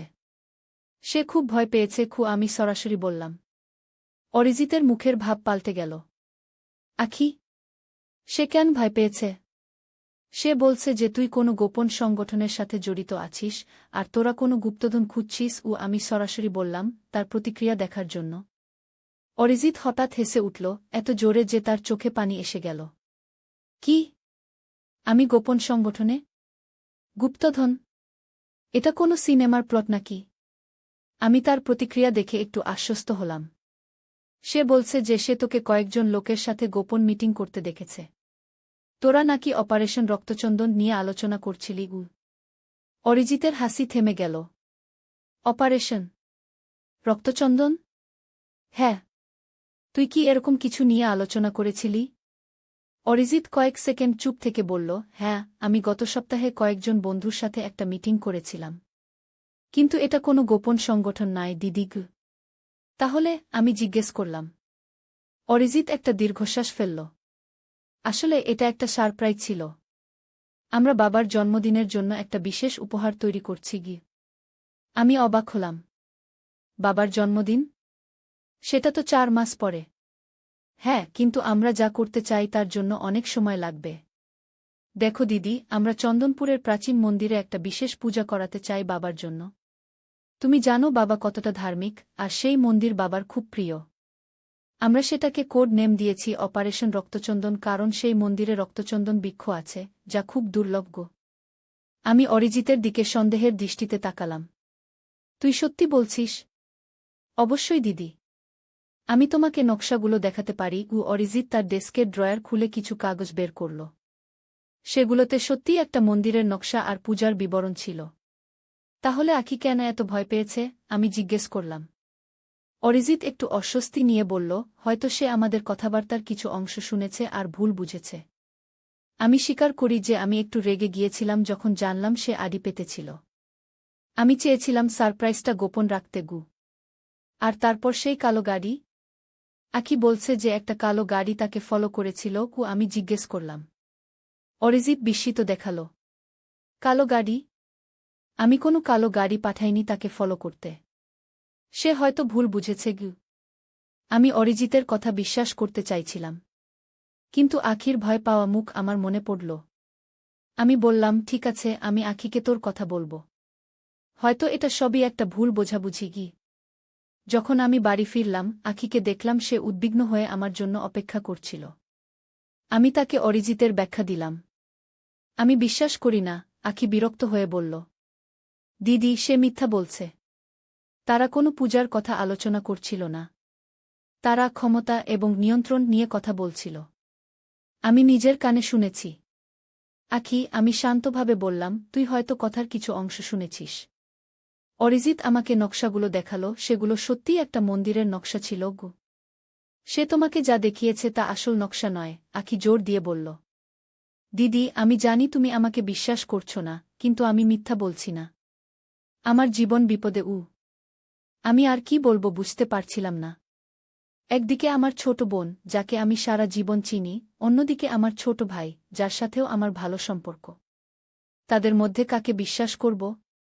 সেই রাতে আমি আর অনিন্দ বিছানায় শুয়ে কথা বলছিলাম। আমি তাকে সব খুলে বললাম, আখির ভয়, অরিজিতের ব্যাখ্যা, আমার দ্বিধা। তুমি কি মনে করো? আমি জিজ্ঞেস করলাম। অনিন্দ একটু ভাবল। অরিজিতের ব্যাখ্যা যুক্তিসঙ্গত মনে হচ্ছে, কিন্তু আখির ভয়টাও আমার কাছে বাস্তব মনে হচ্ছে। আমার মনে হয় আমাদের আরও তদন্ত করা উচিত। কিভাবে? আমি জিজ্ঞেস করলাম। আমি চন্দনপুরের মন্দির সম্পর্কে একটু খোঁজ নিতে পারি। যদি সেখানে সত্যিই কোনো বিশেষ পূজার আয়োজন হচ্ছে, তাহলে অরিজিতের কথা সত্যি হতে পারে, অনিন্দ বলল। সেটা ভালো ধারণা গো, আমি সম্মত হলাম। পরের কয়েকদিন বেশ অস্বস্তিকর ছিল। আখি বাড়িতেই থাকল, বাইরে যেতে ভয় পাচ্ছিল। অনিন্দ চন্দনপুরের মন্দির সম্পর্কে খোঁজ নিচ্ছিল। আর আমি দুশ্চিন্তা ছিলাম। চতুর্থ দিনে অনিন্দ অফিস থেকে ফিরে এসে আমাকে ডাকল। শ্রাবন্তী, আমার কিছু তথ্য পেয়েছি। কি পেয়েছ? আমি উৎসুক হয়ে জিজ্ঞেস করলাম। চন্দনপুরের মন্দিরে সত্যিই একটা বিশেষ পূজার আয়োজন হচ্ছে, কিন্তু সেটা বিশেষ লোকেদের জন্য। আমি পুরোহিতের সাথে কথা বলেছি, তিনি বলেছেন যে এই পূজা শুধু সংঘের সদস্যদের জন্য। অনিন্দ বলল। সংঘ? কোন সংঘ? আমি জিজ্ঞেস করলাম। তিনি বেশি কিছু বলতে চাননি। তবে তিনি উল্লেখ করেছেন যে এই পূজা অনেক প্রাচীন, এবং এর উদ্দেশ্য হল সেই যা হারিয়ে গেছে তা ফিরিয়ে আনা। অনিন্দ বলল। আমি আরও জানতে পেরেছি যে সেই মন্দিরের নিচে একটা গুপ্ত গুহা আছে, যেখানে নাকি প্রাচীন সময়ে কিছু মূল্যবান জিনিস রাখা ছিল। আমি চমকে উঠলাম। তাহলে কি আকি সত্যি বলছিল? অরিজিৎ সত্যিই কোনো গোপন সংগঠনের সাথে জড়িত? আর তারা কোনো গুপ্তধন খুঁজছে? আমাদের এই বিষয়ে অরিজিতের সাথে আবার কথা বলা উচিত কি? আমি বললাম। আমি একমত। অনিন্দ বলল। কিন্তু সাবধানে। যদি সে সত্যিই কোনো গোপন সংগঠনের সাথে জড়িত থাকে, তাহলে সে আমাদের থেকে সত্য লুকাবে। আমাদের চালাকি করে জানতে হবে। আমরা সিদ্ধান্ত নিলাম যে অনিন্দ অরিজিতের সাথে দেখা করবে, একজন বিজনেসম্যান হিসেবে, আর চন্দনপুরে বিনিয়োগের সম্ভাবনা নিয়ে কথা বলবে। এভাবে সে হয়তো মন্দির এবং তার গোপন গুহা সম্পর্কে আরও তথ্য পেতে পারে। পরদিন অনিন্দ অরিজিতের অফিসে গেল। আমি বাড়িতে উদ্বিগ্ন হয়ে অপেক্ষা করছিলাম। যখন অনিন্দ ফিরল, তার মুখ গম্ভীর ছিল। কি হল? আমি জিজ্ঞেস করলাম। আমি অরিজিতের সাথে চন্দনপুর নিয়ে কথা বললাম। সে প্রথমে একটু অবাক হল, কিন্তু তারপর উৎসাহিত হয়ে সেখানকার সম্ভাবনা নিয়ে কথা বলতে শুরু করল। আমি স্বাভাবিকভাবেই মন্দির নিয়ে কথা তুললাম, যে এটা একটা ঐতিহাসিক স্থান। অনিন্দ বলল। সে কি বলল? প্রথমে সে খুব সাধারণ কথা বলছিল, কিন্তু যখন আমি গুহার কথা উল্লেখ করলাম, তার আচরণ বদলে গেল। সে জিজ্ঞেস করল, আমি গুহার কথা কিভাবে জানলাম? আমি বললাম যে আমি পুরোহিতের সাথে কথা বলেছি। অনিন্দ বলল। তারপর? সে একটু নার্ভাস হয়ে গেল। বলল, ওহ হ্যাঁ, সেই পুরাতন গল্প। লোকে বলে যে গুহাতে কিছু মূল্যবান জিনিস আছে, কিন্তু এগুলো শুধু গল্প। কিন্তু সে কথা বলার সময় তার চোখ এড়িয়ে গেল, যেন সে কিছু লুকাচ্ছে। অনিন্দ বলল। তুমি কি মনে করো অরিজিৎ সত্যিই কোনো গুপ্তধন খুঁজছে? আমি উদ্বিগ্ন হয়ে জিজ্ঞেস করলাম। আমি নিশ্চিত নই, কিন্তু একটা জিনিস আমি লক্ষ্য করলাম। তার ডেস্কে একটা বই ছিল, অন্তর্বেদী শক্তি, প্রাচীন ভারতীয় রহস্যবিদ্যা। এটা একটা বিরল বই, যা প্রাচীন ভারতীয় টেকনোলজি এবং শক্তি নিয়ে লেখা। অনিন্দ বলল। আমরা আখিকে এই তথ্য দিলাম। সে আরও উদ্বিগ্ন হয়ে উঠল। দেখেছ দিদি? আমি তোমাকে বলেছিলাম। তারা কোন ধরনের শক্তি খুঁজছে? এটা খুব বিপজ্জনক হতে পারে। আমি এখন সত্যিই চিন্তিত হয়ে পড়লাম। আমার নিজের ভাই কি সত্যিই এমন কিছু করছে যা বিপজ্জনক হতে পারে? আমাদের আরও তথ্য দরকার ছিল। আমরা সিদ্ধান্ত নিলাম যে আমাদের চন্দনপুর যেতে হবে, নিজেদের চোখে দেখতে হবে কি ঘটছে। অনিন্দ, আমি আর আখি একসাথে যাওয়ার পরিকল্পনা করলাম, অর্ণবকে দীপার দেখাশোনা করতে বাড়িতে রেখে। দুদিন পর আমরা চন্দনপুরের উদ্দেশ্যে রওনা দিলাম। এটা শহর থেকে প্রায় 4 ঘণ্টার দূরত্বে অবস্থিত একটি ছোট গ্রাম। আমরা একটি হোটেলে উঠলাম আর পরিকল্পনা করলাম যে কিভাবে মন্দির এবং সেখানে হওয়া গতিবিধি দেখা যায়। হোটেলে ঢোকার সময় আমি লক্ষ্য করলাম একটি কালো গাড়ি আমাদের পিছু পিছু এসেছিল, যেটা হোটেলের বাইরে দাঁড়িয়ে রইল। আমি আখিকে এটা দেখালাম। সে ভয়ে কাঁপতে শুরু করল। ওই সেই গাড়ি যেটা আমাকে ফলো করছিল, সে বলল। আমরা জানালা দিয়ে গাড়িটা লক্ষ্য করলাম। কিছুক্ষণ পর দুজন লোক নামল। তাদের চেহারা দেখে আমরা চমকে উঠলাম, তারা ছিল অরিজিতের বন্ধু, যাদের আমি আগে তার বাড়িতে দেখেছি।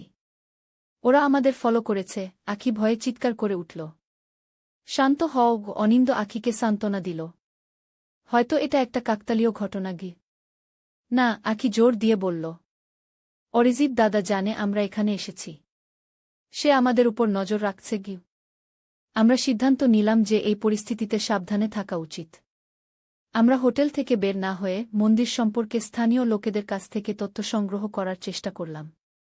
হোটেলের ম্যানেজার আমাদের বললেন, চন্দনপুরের মন্দির খুব প্রাচীন, প্রায় 1000 বছরের পুরনো। এর নিচে একটা গুহা আছে যেটা সাধারণ লোকেদের জন্য বন্ধ। শুধু বিশেষ অনুষ্ঠানের সময় কিছু নির্বাচিত লোককে সেখানে যেতে দেওয়া হয়। কোনো বিশেষ অনুষ্ঠান? অনিন্দ জিজ্ঞেস করল। এটা রক্তচন্দন উৎসব নামে পরিচিত। এটা প্রতি বছর হয় না, শুধু বিশেষ অবস্থানে গ্রহণক্ষত্র থাকলে। ম্যানেজার বললেন। কেন এটা করা হয়? আমি জিজ্ঞেস করলাম। প্রাচীন বিশ্বাস অনুযায়ী এই অনুষ্ঠানের মাধ্যমে কেউ অসাধারণ ক্ষমতা পেতে পারে। কিন্তু এগুলো শুধু কিংবদন্তি। ম্যানেজার হেসে বললেন। তবে আজকাল অনেক বড় বড় ব্যবসায়ীরা এই অনুষ্ঠানে অংশ নিচ্ছেন। কিছুদিন আগে একজন বিখ্যাত সফটওয়্যার উদ্যোক্তা এখানে এসেছিলেন, যিনি কিছু বিশেষ ব্যবস্থা করেছেন। আমরা একে অন্যের দিকে তাকালাম। আমরা জানতাম তিনি অরিজিতের কথাই বলছেন। সেই রাতে আমরা পরিকল্পনা করলাম যে পরদিন সকালে আমরা মন্দিরে যাব। আমরা ঘুমাতে যাওয়ার আগে আখি আমাকে ডাকল। দিদি, আমি একটা স্বপ্ন দেখেছিলাম। সে বলল। কি স্বপ্ন? আমি জিজ্ঞেস করলাম। আমি দেখেছিলাম যে আমি সেই গুহায় আছি। সেখানে একটা আলোকিত ক্রিস্টাল ছিল। অরিজিৎ দাদা সেটা হাতে নিচ্ছিল, আর হঠাৎ চারদিকে অগ্নিশিখা ছড়িয়ে পড়ছিল। অরিজিৎ দাদা চিৎকার করছিল। সে বলছিল, আমি এটা নিয়ন্ত্রণ করতে পারছি না। আমি ভয় পেয়ে জেগে উঠলাম। আখি বলল। সেটা তো শুধু একটা স্বপ্ন আখি। আমি তাকে সান্ত্বনা দিলাম, যদিও আমি নিজেও অস্বস্তি বোধ করছিলাম। পরদিন সকালে আমরা মন্দিরের উদ্দেশ্যে রওনা দিলাম। যখন আমরা হোটেল থেকে বেরোলাম, আমি দেখলাম সেই কালো গাড়ি আর নেই। মন্দিরটি ছিল চন্দনপুর গ্রামের প্রান্তে একটি পাহাড়ের পাদদেশে। এটি একটি বিশাল প্রাচীন স্থাপত্য, যার চারপাশে ঘন জঙ্গল। মন্দিরের সামনে একজন বয়স্ক পুরোহিত ছিলেন। নমস্কার, অনিন্দ পুরোহিতকে অভিবাদন জানালেন। আমরা মন্দির দেখতে এসেছি। স্বাগতম, পুরোহিত মৃদু হেসে বললেন। কিন্তু আজ মন্দির দর্শনার্থীদের জন্য বন্ধ। একটি বিশেষ অনুষ্ঠানের প্রস্তুতি চলছে। কি অনুষ্ঠান? আমি জিজ্ঞেস করলাম। রক্তচন্দন উৎসব। এটি একটি প্রাচীন অনুষ্ঠান যা কেবল নির্বাচিত সদস্যদের জন্য, পুরোহিত বললেন। আমরা শুনেছি যে মন্দিরের নিচে একটি গুহা আছে? অনিন্দ জিজ্ঞেস করলেন। পুরোহিত একটু চমকে উঠলেন। হ্যাঁ, আছে। কিন্তু সেটি সাধারণ লোকদের জন্য বন্ধ। আমরা শুনেছি যে সেখানে কিছু মূল্যবান জিনিস আছে, যা অসাধারণ ক্ষমতা দিতে পারে। আমি জিজ্ঞেস করলাম। পুরোহিত আমাদের দিকে সন্দেহজনক দৃষ্টিতে তাকালেন। আপনারা কারা? কেন এই সব জানতে চাইছেন? এই সময় আমরা পিছন থেকে একটি পরিচিত কণ্ঠস্বর শুনলাম। ওরা আমার পরিবারের সদস্য, গুরুজি। আমরা ঘুরে দেখলাম অরিজিৎ সেখানে দাঁড়িয়ে আছে। অরিজিৎ, আমি অবাক হয়ে বললাম। দিদি, অনিন্দদা, আখি, তোমরা এখানে কি করছো? অরিজিৎ জিজ্ঞেস করল, যদিও তার কণ্ঠস্বরে বিস্ময়ের চেয়ে অভিযোগের সুর বেশি ছিল। আমরা জানতে এসেছি তুই কি করছিস। আমি সরাসরি বললাম।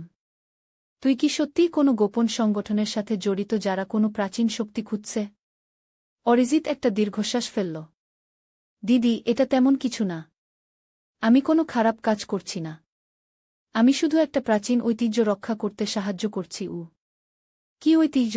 অনিন্দ জিজ্ঞেস করলেন। এই সংঘ প্রায় 1000 বছর ধরে চলে আসছে। আমরা প্রাচীন জ্ঞান ও বিদ্যার সংরক্ষক। এই মন্দিরের গুহায় একটি প্রাচীন ক্রিস্টাল আছে, যা প্রাচীন ভারতীয় বিজ্ঞানীরা তৈরি করেছিলেন। এটি অসাধারণ শক্তির উৎস। অরিজিৎ ব্যাখ্যা করল।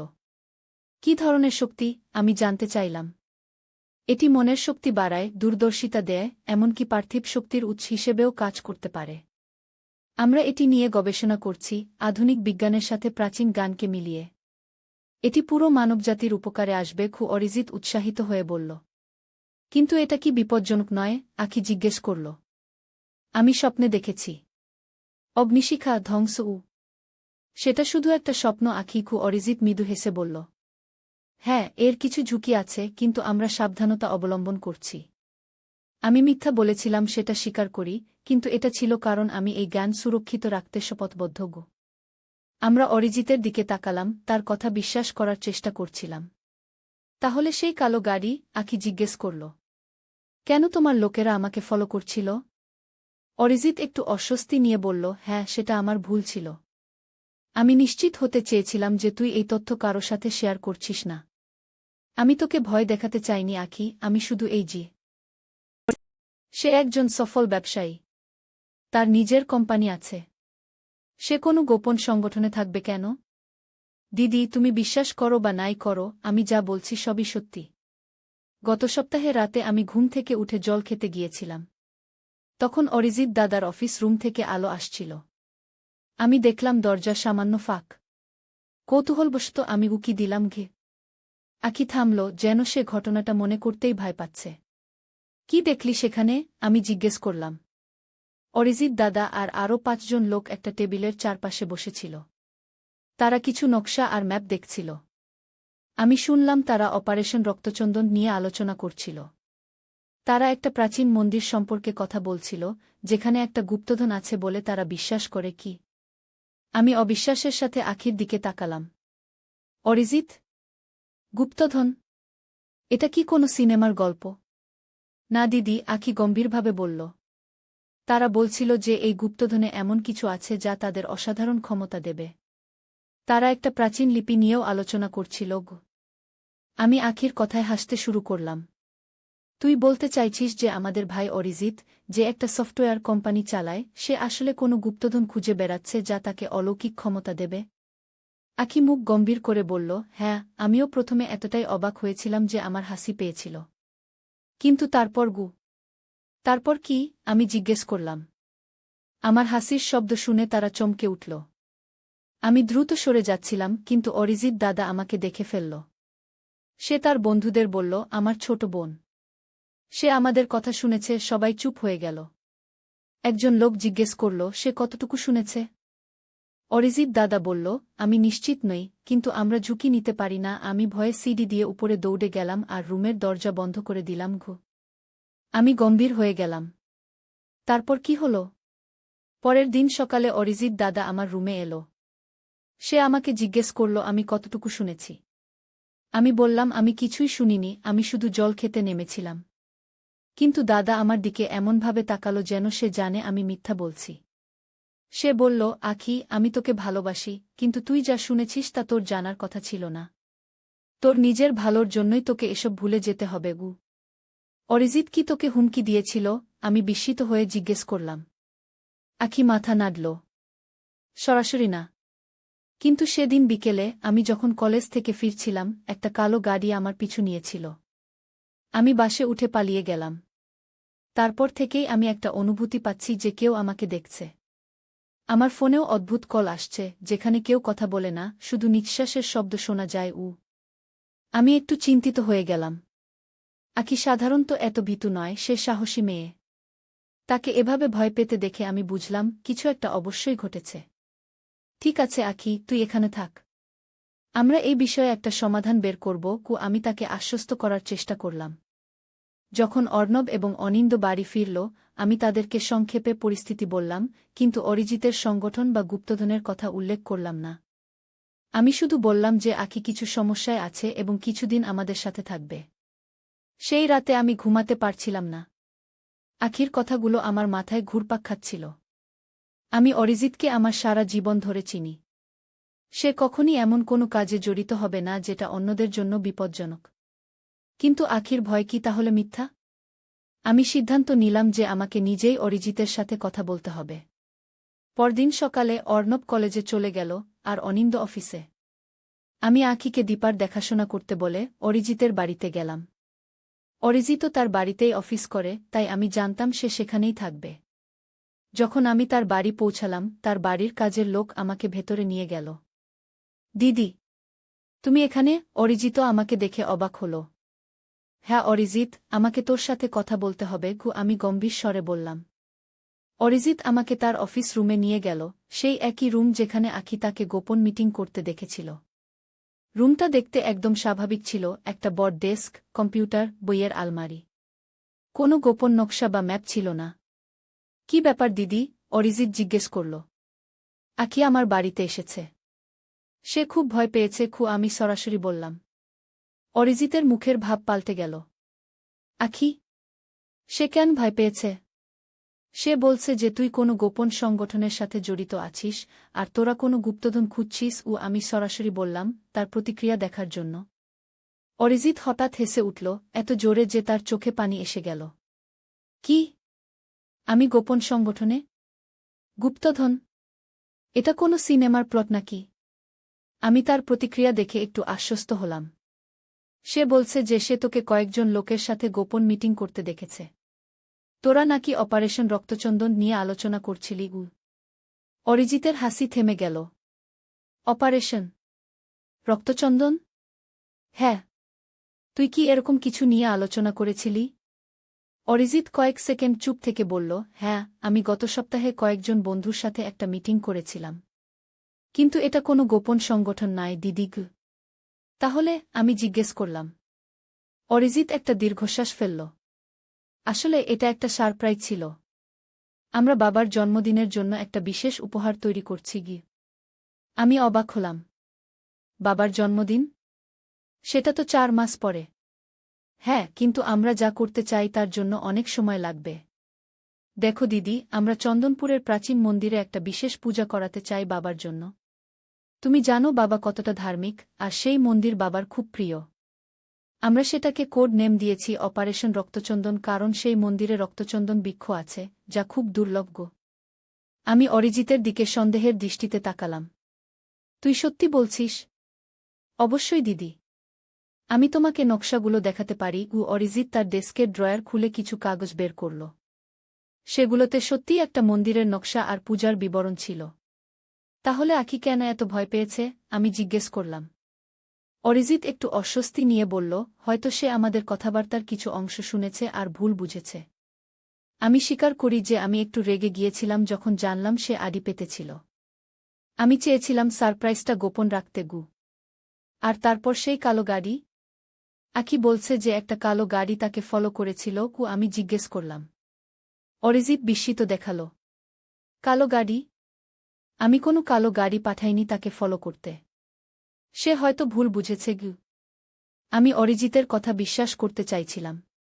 কিন্তু আখির ভয় পাওয়া মুখ আমার মনে পড়ল। আমি বললাম, ঠিক আছে, আমি আখিকে তোর কথা বলবো।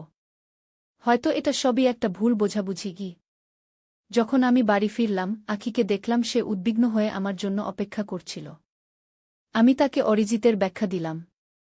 আমি বিশ্বাস করি না, আখি বিরক্ত হয়ে বলল। দিদি, সে মিথ্যা বলছে। তারা কোনো পূজার কথা আলোচনা করছিল না। তারা ক্ষমতা এবং নিয়ন্ত্রণ নিয়ে কথা বলছিল। আমি নিজের কানে শুনেছি। আখি, আমি শান্তভাবে বললাম, তুই হয়তো কথার কিছু অংশ শুনেছিস। অরিজিৎ আমাকে নকশাগুলো দেখালো, সেগুলো সত্যিই একটা মন্দিরের নকশা ছিল। সে তোমাকে যা দেখিয়েছে তা আসল নকশা নয়, আখি জোর দিয়ে বলল। দিদি, আমি জানি তুমি আমাকে বিশ্বাস করছো না, কিন্তু আমি মিথ্যা বলছি না। আমার জীবন বিপদে। আমি আর কি বলবো বুঝতে পারছিলাম না। একদিকে আমার ছোট বোন, যাকে আমি সারা জীবন চিনি, অন্যদিকে আমার ছোট ভাই, যার সাথেও আমার ভালো সম্পর্ক। তাদের মধ্যে কাকে বিশ্বাস করব? সেই রাতে আমি আর অনিন্দ বিছানায় শুয়ে কথা বলছিলাম। আমি তাকে সব খুলে বললাম, আখির ভয়, অরিজিতের ব্যাখ্যা, আমার দ্বিধা। তুমি কি মনে করো? আমি জিজ্ঞেস করলাম। অনিন্দ একটু ভাবল। অরিজিতের ব্যাখ্যা যুক্তিসঙ্গত মনে হচ্ছে, কিন্তু আখির ভয়টাও আমার কাছে বাস্তব মনে হচ্ছে। আমার মনে হয় আমাদের আরও তদন্ত করা উচিত। কিভাবে? আমি জিজ্ঞেস করলাম। আমি চন্দনপুরের মন্দির সম্পর্কে একটু খোঁজ নিতে পারি। যদি সেখানে সত্যিই কোনো বিশেষ পূজার আয়োজন হচ্ছে, তাহলে অরিজিতের কথা সত্যি হতে পারে। অনিন্দ বলল। সেটা ভালো ধারণা গো, আমি সম্মত হলাম। পরের কয়েকদিন বেশ অস্বস্তিকর ছিল। আখি বাড়িতেই থাকল, বাইরে যেতে ভয় পাচ্ছিল। অনিন্দ চন্দনপুরের মন্দির সম্পর্কে খোঁজ নিচ্ছিল, আর আমি দুশ্চিন্তা ছিলাম। চতুর্থ দিনে অনিন্দ অফিস থেকে ফিরে এসে আমাকে ডাকল। শ্রাবন্তী, আমার কিছু তথ্য পেয়েছি। কি পেয়েছ? আমি উৎসুক হয়ে জিজ্ঞেস করলাম। চন্দনপুরের মন্দিরে সত্যিই একটা বিশেষ পূজার আয়োজন হচ্ছে, কিন্তু সেটা বিশেষ লোকেদের জন্য। আমি পুরোহিতের সাথে কথা বলেছি, তিনি বলেছেন যে এই পূজা শুধু সংঘের সদস্যদের জন্য। অনিন্দ বলল। সংঘ? কোন সংঘ? আমি জিজ্ঞেস করলাম। তিনি বেশি কিছু বলতে চাননি, তবে তিনি উল্লেখ করেছেন যে এই পূজা অনেক প্রাচীন এবং এর উদ্দেশ্য হল সেই যা হারিয়ে গেছে তা ফিরিয়ে আনা। অনিন্দ বলল। আমি আরও জানতে পেরেছি যে সেই মন্দিরের নিচে একটা গুপ্ত গুহা আছে, যেখানে নাকি প্রাচীন সময়ে কিছু মূল্যবান জিনিস রাখা ছিল। আমি চমকে উঠলাম। তাহলে কি আকি সত্যি বলছিল? অরিজিৎ সত্যিই কোনো গোপন সংগঠনের সাথে জড়িত, আর তারা কোনো গুপ্তধন খুঁজছে? আমাদের এই বিষয়ে অরিজিতের সাথে আবার কথা বলা উচিত কি? আমি বললাম। আমি একমত। অনিন্দ বলল। কিন্তু সাবধানে। যদি সে সত্যিই কোনো গোপন সংগঠনের সাথে জড়িত থাকে, তাহলে সে আমাদের থেকে সত্য লুকাবে। আমাদের চালাকি করে জানতে হবে। আমরা সিদ্ধান্ত নিলাম যে অনিন্দ অরিজিতের সাথে দেখা করবে, একজন বিজনেসম্যান হিসেবে, আর চন্দনপুরে বিনিয়োগের সম্ভাবনা নিয়ে কথা বলবে। এভাবে সে হয়তো মন্দির এবং তার গোপন গুহা সম্পর্কে আরও তথ্য পেতে পারে। পরদিন অনিন্দ অরিজিতের অফিসে গেল। আমি বাড়িতে উদ্বিগ্ন হয়ে অপেক্ষা করছিলাম। যখন অনিন্দ ফিরল, তার মুখ গম্ভীর ছিল। কি হল? আমি জিজ্ঞেস করলাম। আমি অরিজিতের সাথে চন্দনপুর নিয়ে কথা বললাম। সে প্রথমে একটু অবাক হল, কিন্তু তারপর উৎসাহিত হয়ে সেখানকার সম্ভাবনা নিয়ে কথা বলতে শুরু করল। আমি স্বাভাবিকভাবেই মন্দির নিয়ে কথা তুললাম, যে এটা একটা ঐতিহাসিক স্থান। অনিন্দ বলল। সে কি বলল? প্রথমে সে খুব সাধারণ কথা বলছিল, কিন্তু যখন আমি গুহার কথা উল্লেখ করলাম, তার আচরণ বদলে গেল। সে জিজ্ঞেস করল, আমি গুহার কথা কিভাবে জানলাম? আমি বললাম যে আমি পুরোহিতের সাথে কথা বলেছি। অনিন্দ বলল। তারপর? সে একটু নার্ভাস হয়ে গেল। বলল, ওহ হ্যাঁ, সেই পুরাতন গল্প। লোকে বলে যে গুহাতে কিছু মূল্যবান জিনিস আছে, কিন্তু এগুলো শুধু গল্প। কিন্তু সে কথা বলার সময় তার চোখ এড়িয়ে গেল, যেন সে কিছু লুকাচ্ছে। অনিন্দ বলল। তুমি কি মনে করো অরিজিৎ সত্যিই কোনো গুপ্তধন খুঁজছে? আমি উদ্বিগ্ন হয়ে জিজ্ঞেস করলাম। আমি নিশ্চিত নই, কিন্তু একটা জিনিস আমি লক্ষ্য করলাম। তার ডেস্কে একটা বই ছিল, অন্তর্ভেদী শক্তি, প্রাচীন ভারতীয় রহস্যবিদ্যা। এটা একটা বিরল বই, যা প্রাচীন ভারতীয় টেকনোলজি এবং শক্তি নিয়ে লেখা। অনিন্দ বলল। আমরা আখিকে এই তথ্য দিলাম। সে আরও উদ্বিগ্ন হয়ে উঠল। দেখেছ দিদি, আমি তোমাকে বলেছিলাম। তারা কোন ধরনের শক্তি খুঁজছে? এটা খুব বিপজ্জনক হতে পারে। আমি এখন সত্যিই চিন্তিত হয়ে পড়লাম। আমার নিজের ভাই কি সত্যিই এমন কিছু করছে যা বিপজ্জনক হতে পারে? আমাদের আরও তথ্য দরকার ছিল। আমরা সিদ্ধান্ত নিলাম যে আমাদের চন্দনপুর যেতে হবে, নিজেদের চোখে দেখতে হবে কি ঘটছে। অনিন্দ, আমি আর আখি একসাথে যাওয়ার পরিকল্পনা করলাম, অর্ণবকে দীপার দেখাশোনা করতে বাড়িতে রেখে। দুদিন পর আমরা চন্দনপুরের উদ্দেশ্যে রওনা দিলাম। এটা শহর থেকে প্রায় 4 ঘণ্টার দূরত্বে অবস্থিত একটি ছোট গ্রাম। আমরা একটি হোটেলে উঠলাম আর পরিকল্পনা করলাম যে কিভাবে মন্দির এবং সেখানে হওয়া গতিবিধি দেখা যায়। হোটেলে ঢোকার সময় আমি লক্ষ্য করলাম একটি কালো গাড়ি আমাদের পিছু পিছু এসেছিল, যেটা হোটেলের বাইরে দাঁড়িয়ে রইল। আমি আখিকে এটা দেখালাম। সে ভয়ে কাঁপতে শুরু করল। ওই সেই গাড়ি, যেটা আমাকে ফলো করছিল, সে বলল। আমরা জানালা দিয়ে গাড়িটা লক্ষ্য করলাম। কিছুক্ষণ পর দুজন লোক নামল। তাদের চেহারা দেখে আমরা চমকে উঠলাম, তারা ছিল অরিজিতের বন্ধু, যাদের আমি আগে তার বাড়িতে দেখেছি। ওরা আমাদের ফলো করেছে। আখি ভয়ে চিৎকার করে উঠল। শান্ত হও। অনিন্দ আখিকে সান্ত্বনা দিল। হয়তো এটা একটা কাকতালীয় ঘটনা গি। না, আখি জোর দিয়ে বলল। অরিজিৎ দাদা জানে আমরা এখানে এসেছি। সে আমাদের উপর নজর রাখছে গি। আমরা সিদ্ধান্ত নিলাম যে এই পরিস্থিতিতে সাবধানে থাকা উচিত। আমরা হোটেল থেকে বের না হয়ে মন্দির সম্পর্কে স্থানীয় লোকেদের কাছ থেকে তথ্য সংগ্রহ করার চেষ্টা করলাম। হোটেলের ম্যানেজার আমাদের বললেন, চন্দনপুরের মন্দির খুব প্রাচীন, প্রায় 1000 বছরের পুরনো। এর নিচে একটা গুহা আছে যেটা সাধারণ লোকেদের জন্য বন্ধ। শুধু বিশেষ অনুষ্ঠানের সময় কিছু নির্বাচিত লোককে সেখানে যেতে দেওয়া হয়। কোনো বিশেষ অনুষ্ঠান? অনিন্দ জিজ্ঞেস করল। এটা রক্তচন্দন উৎসব নামে পরিচিত। এটা প্রতি বছর হয় না, শুধু বিশেষ অবস্থানে গ্রহণক্ষত্র থাকলে কি ম্যানেজার বললেন। কেন এটা করা হয়? আমি জিজ্ঞেস করলাম। প্রাচীন বিশ্বাস অনুযায়ী এই অনুষ্ঠানের মাধ্যমে কেউ অসাধারণ ক্ষমতা পেতে পারে। কিন্তু এগুলো শুধু কিংবদন্তি। ম্যানেজার হেসে বললেন। তবে আজকাল অনেক বড় বড় ব্যবসায়ীরা এই অনুষ্ঠানে অংশ নিচ্ছেন। কিছুদিন আগে একজন বিখ্যাত সফটওয়্যার উদ্যোক্তা এখানে এসেছিলেন, যিনি কিছু বিশেষ ব্যবস্থা করেছেন। আমরা একে অন্যের দিকে তাকালাম। আমরা জানতাম তিনি অরিজিতের কথাই বলছেন। সেই রাতে আমরা পরিকল্পনা করলাম যে পরদিন সকালে আমরা মন্দিরে যাব। আমরা ঘুমাতে যাওয়ার আগে আখি আমাকে ডাকল। দিদি, আমি একটা স্বপ্ন দেখেছিলাম। কি? সে বলল। কি স্বপ্ন? আমি জিজ্ঞেস করলাম। আমি দেখেছিলাম যে আমি সেই গুহায় আছি। সেখানে একটা আলোকিত ক্রিস্টাল ছিল। অরিজিৎ দাদা সেটা হাতে নিচ্ছিল, আর হঠাৎ চারদিকে অগ্নিশিখা ছড়িয়ে পড়ছিল। অরিজিৎ দাদা চিৎকার করছিল। সে বলছিল, আমি এটা নিয়ন্ত্রণ করতে পারছি না। আমি ভয় পেয়ে জেগে উঠলাম। আখি বলল। সেটা তো শুধু একটা স্বপ্ন আখি। আমি তাকে সান্ত্বনা দিলাম, যদিও আমি নিজেও অস্বস্তি বোধ করছিলাম। পরদিন সকালে আমরা মন্দিরের উদ্দেশ্যে রওনা দিলাম। যখন আমরা হোটেল থেকে বেরোলাম, আমি দেখলাম সেই কালো গাড়ি আর নেই। মন্দিরটি ছিল চন্দনপুর গ্রামের প্রান্তে একটি পাহাড়ের পাদদেশে। এটি একটি বিশাল প্রাচীন স্থাপত্য, যার চারপাশে ঘন জঙ্গল। মন্দিরের সামনে একজন বয়স্ক পুরোহিত ছিলেন। নমস্কার। অনিন্দ পুরোহিতকে অভিবাদন জানালেন। আমরা মন্দির দেখতে এসেছি। স্বাগতম। পুরোহিত মৃদু হেসে বললেন। কিন্তু আজ মন্দির দর্শনার্থীদের জন্য বন্ধ। একটি বিশেষ অনুষ্ঠানের প্রস্তুতি চলছে। কি অনুষ্ঠান? আমি জিজ্ঞেস করলাম। রক্তচন্দন উৎসব।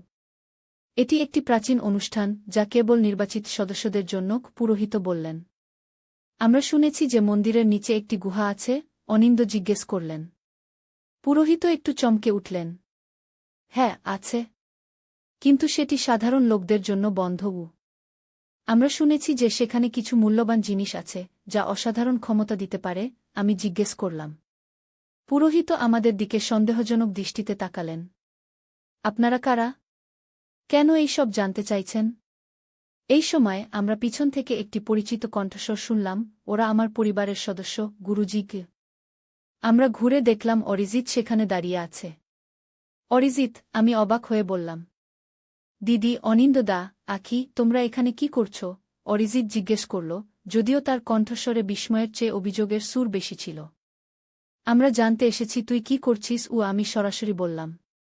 তুই কি সত্যিই কোনো গোপন সংগঠনের সাথে জড়িত যারা কোনো প্রাচীন শক্তি খুঁজছে? অরিজিৎ একটা দীর্ঘশ্বাস ফেলল। দিদি, এটা তেমন কিছু না। আমি কোনো খারাপ কাজ করছি না। আমি শুধু একটা প্রাচীন ঐতিহ্য রক্ষা করতে সাহায্য করছি। কি ঐতিহ্য? অনিন্দ জিজ্ঞেস করলেন। এই সংঘ প্রায় 1000 বছর ধরে চলে আসছে। আমরা প্রাচীন জ্ঞান ও বিদ্যার সংরক্ষক। এই মন্দিরের গুহায় একটি প্রাচীন ক্রিস্টাল আছে, যা প্রাচীন ভারতীয় বিজ্ঞানীরা তৈরি করেছিলেন। এটি অসাধারণ শক্তির উৎস। অরিজিৎ ব্যাখ্যা করল। কি ধরনের শক্তি? আমি জানতে চাইলাম। এটি মনের শক্তি বাড়ায়, দূরদর্শিতা দেয়, এমনকি পার্থিব শক্তির উৎস হিসেবেও কাজ করতে পারে। আমরা এটি নিয়ে গবেষণা করছি, আধুনিক বিজ্ঞানের সাথে প্রাচীন জ্ঞানকে মিলিয়ে। এটি পুরো মানবজাতির উপকারে আসবে। অরিজিৎ উৎসাহিত হয়ে বলল। কিন্তু এটা কি বিপজ্জনক নয়? আখি জিজ্ঞেস করল। আমি স্বপ্নে দেখেছি অগ্নিশিখা, ধ্বংস। সেটা শুধু একটা স্বপ্ন আখি। অরিজিৎ মৃদু হেসে বলল। হ্যাঁ, এর কিছু ঝুঁকি আছে, কিন্তু আমরা সাবধানতা অবলম্বন করছি। আমি মিথ্যা বলেছিলাম সেটা স্বীকার করি, কিন্তু এটা ছিল কারণ আমি এই জ্ঞান সুরক্ষিত রাখতে শপথবদ্ধ। আমরা অরিজিতের দিকে তাকালাম, তার কথা বিশ্বাস করার চেষ্টা করছিলাম। তাহলে সেই কালো গাড়ি? আকি জিজ্ঞেস করল। কেন তোমার লোকেরা আমাকে ফলো করছিল? অরিজিৎ একটু অস্বস্তি নিয়ে বলল, হ্যাঁ, সেটা আমার ভুল ছিল। আমি নিশ্চিত হতে চেয়েছিলাম যে তুই এই তথ্য কারো সাথে শেয়ার করছিস না। আমি তোকে ভয় দেখাতে চাইনি আকি, আমি শুধু সে একজন সফল ব্যবসায়ী। তার নিজের কোম্পানি আছে। সে কোনো গোপন সংগঠনে থাকবে কেন? দিদি, তুমি বিশ্বাস করো বা নাই করো, আমি যা বলছি সবই সত্যি। গত সপ্তাহে রাতে আমি ঘুম থেকে উঠে জল খেতে গিয়েছিলাম। তখন অরিজিৎ দাদার অফিস রুম থেকে আলো আসছিল। আমি দেখলাম দরজা সামান্য ফাঁক।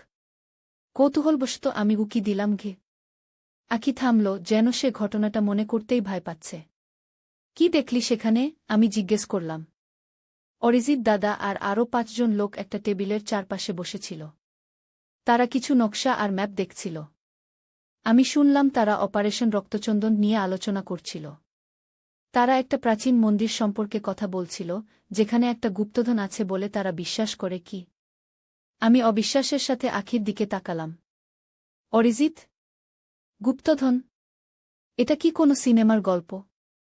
না দিদি, আখি গম্ভীরভাবে বলল। তারা বলছিল যে এই গুপ্তধনে এমন কিছু আছে যা তাদের অসাধারণ ক্ষমতা দেবে। তারা একটা প্রাচীন লিপি নিয়েও আলোচনা করছিল। আমি আখির কথায় হাসতে শুরু করলাম। তুই বলতে চাইছিস যে আমাদের ভাই অরিজিৎ, যে একটা সফটওয়্যার কোম্পানি চালায়, সে আসলে কোনো গুপ্তধন খুঁজে বেড়াচ্ছে যা তাকে অলৌকিক ক্ষমতা দেবে? আখি মুখ গম্ভীর করে বলল, হ্যাঁ, আমিও প্রথমে এতটাই অবাক হয়েছিলাম যে আমার হাসি পেয়েছিল। কিন্তু তারপর কি? আমি জিজ্ঞেস করলাম। আমার হাসির শব্দ শুনে তারা চমকে উঠল। আমি দ্রুত সরে যাচ্ছিলাম, কিন্তু অরিজিৎ দাদা আমাকে দেখে ফেলল। সে তার বন্ধুদের বলল, আমার ছোট বোন। সে আমাদের কথা শুনেছে। সবাই চুপ হয়ে গেল। একজন লোক জিজ্ঞেস করল, সে কতটুকু শুনেছে? অরিজিৎ দাদা বলল, আমি নিশ্চিত নই, কিন্তু আমরা ঝুঁকি নিতে পারি না। আমি ভয়ে সিঁড়ি দিয়ে উপরে দৌড়ে গেলাম আর রুমের দরজা বন্ধ করে দিলাম। আমি গম্ভীর হয়ে গেলাম। তারপর কি হল? পরের দিন সকালে অরিজিৎ দাদা আমার রুমে এলো।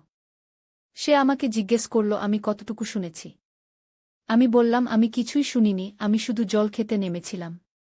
কিন্তু দাদা আমার দিকে এমনভাবে তাকালো যেন সে জানে আমি মিথ্যা বলছি। সে বলল, আখি, আমি তোকে ভালোবাসি, কিন্তু তুই যা শুনেছিস তা তোর জানার কথা ছিল না। তোর নিজের ভালোর জন্যই তোকে এসব ভুলে যেতে হবে। অরিজিৎ কি তোকে হুমকি দিয়েছিল? আমি বিস্মিত হয়ে জিজ্ঞেস করলাম। আখি মাথা নাড়ল। সরাসরি না। কিন্তু সেদিন বিকেলে, আমি যখন কলেজ থেকে ফিরছিলাম, একটা কালো গাড়ি আমার পিছু নিয়েছিল। আমি বাসে উঠে পালিয়ে গেলাম। তারপর থেকেই আমি একটা অনুভূতি পাচ্ছি যে কেউ আমাকে দেখছে। আমার ফোনেও অদ্ভুত কল আসছে, যেখানে কেউ কথা বলে না, শুধু নিঃশ্বাসের শব্দ শোনা যায়। আমি একটু চিন্তিত হয়ে গেলাম। আকি সাধারণত এত ভীতু নয়, সে সাহসী মেয়ে। তাকে এভাবে ভয় পেতে দেখে আমি বুঝলাম কিছু একটা অবশ্যই ঘটেছে। ঠিক আছে আকি, তুই এখানে থাক। আমরা এই বিষয়ে একটা সমাধান বের করব। আমি তাকে আশ্বস্ত করার চেষ্টা করলাম। যখন অর্ণব এবং অনিন্দ বাড়ি ফিরল, আমি তাদেরকে সংক্ষেপে পরিস্থিতি বললাম, কিন্তু অরিজিতের সংগঠন বা গুপ্তধনের কথা উল্লেখ করলাম না। আমি শুধু বললাম যে আকি কিছু সমস্যায় আছে এবং কিছুদিন আমাদের সাথে থাকবে। সেই রাতে আমি ঘুমাতে পারছিলাম না। আখির কথাগুলো আমার মাথায় ঘুরপাক খাচ্ছিল। আমি অরিজিৎকে আমার সারা জীবন ধরে চিনি। সে কখনই এমন কোনো কাজে জড়িত হবে না যেটা অন্যদের জন্য বিপজ্জনক। কিন্তু আখির ভয় কি তাহলে মিথ্যা? আমি সিদ্ধান্ত নিলাম যে আমাকে নিজেই অরিজিতের সাথে কথা বলতে হবে। পরদিন সকালে অর্ণব কলেজে চলে গেল, আর অনিন্দ অফিসে। আমি আখিকে দীপার দেখাশোনা করতে বলে অরিজিতের বাড়িতে গেলাম। অরিজিতও তার বাড়িতেই অফিস করে, তাই আমি জানতাম সে সেখানেই থাকবে। যখন আমি তার বাড়ি পৌঁছালাম, তার বাড়ির কাজের লোক আমাকে ভেতরে নিয়ে গেল। দিদি, তুমি এখানে? অরিজিতও আমাকে দেখে অবাক হল। হ্যাঁ অরিজিৎ, আমাকে তোর সাথে কথা বলতে হবে। আমি গম্ভীর স্বরে বললাম। অরিজিৎ আমাকে তার অফিস রুমে নিয়ে গেল, সেই একই রুম যেখানে আখি তাকে গোপন মিটিং করতে দেখেছিল। রুমটা দেখতে একদম স্বাভাবিক ছিল, একটা বড় ডেস্ক, কম্পিউটার, বইয়ের আলমারি। কোনো গোপন নকশা বা ম্যাপ ছিল না। কি ব্যাপার দিদি? অরিজিৎ জিজ্ঞেস করল। আখি আমার বাড়িতে এসেছে। সে খুব ভয় পেয়েছে। আমি সরাসরি বললাম। অরিজিতের মুখের ভাব পাল্টে গেল। আখি? সে কেন ভয় পেয়েছে? সে বলছে যে তুই কোনো গোপন সংগঠনের সাথে জড়িত আছিস আর তোরা কোনো গুপ্তধন খুঁজছিস। আমি সরাসরি বললাম, তার প্রতিক্রিয়া দেখার জন্য। অরিজিৎ হঠাৎ হেসে উঠল, এত জোরে যে তার চোখে পানি এসে গেল। কি? আমি গোপন সংগঠনে? গুপ্তধন? এটা কোনো সিনেমার প্লট নাকি? আমি তার প্রতিক্রিয়া দেখে একটু আশ্বস্ত হলাম। সে বলছে যে সে তোকে কয়েকজন লোকের সাথে গোপন মিটিং করতে দেখেছে। তোরা নাকি অপারেশন রক্তচন্দন নিয়ে আলোচনা করছিলি। অরিজিতের হাসি থেমে গেল। অপারেশন রক্তচন্দন? হ্যাঁ। তুই কি এরকম কিছু নিয়ে আলোচনা করেছিলি? অরিজিৎ কয়েক সেকেন্ড চুপ থেকে বলল, হ্যাঁ, আমি গত সপ্তাহে কয়েকজন বন্ধুর সাথে একটা মিটিং করেছিলাম। কিন্তু এটা কোনো গোপন সংগঠন নয় দিদিগ। তাহলে? আমি জিজ্ঞেস করলাম। অরিজিৎ একটা দীর্ঘশ্বাস ফেলল। আসলে এটা একটা সারপ্রাইজ ছিল। আমরা বাবার জন্মদিনের জন্য একটা বিশেষ উপহার তৈরি করছি। আমি অবাক হলাম। বাবার জন্মদিন? সেটা তো 4 মাস পরে।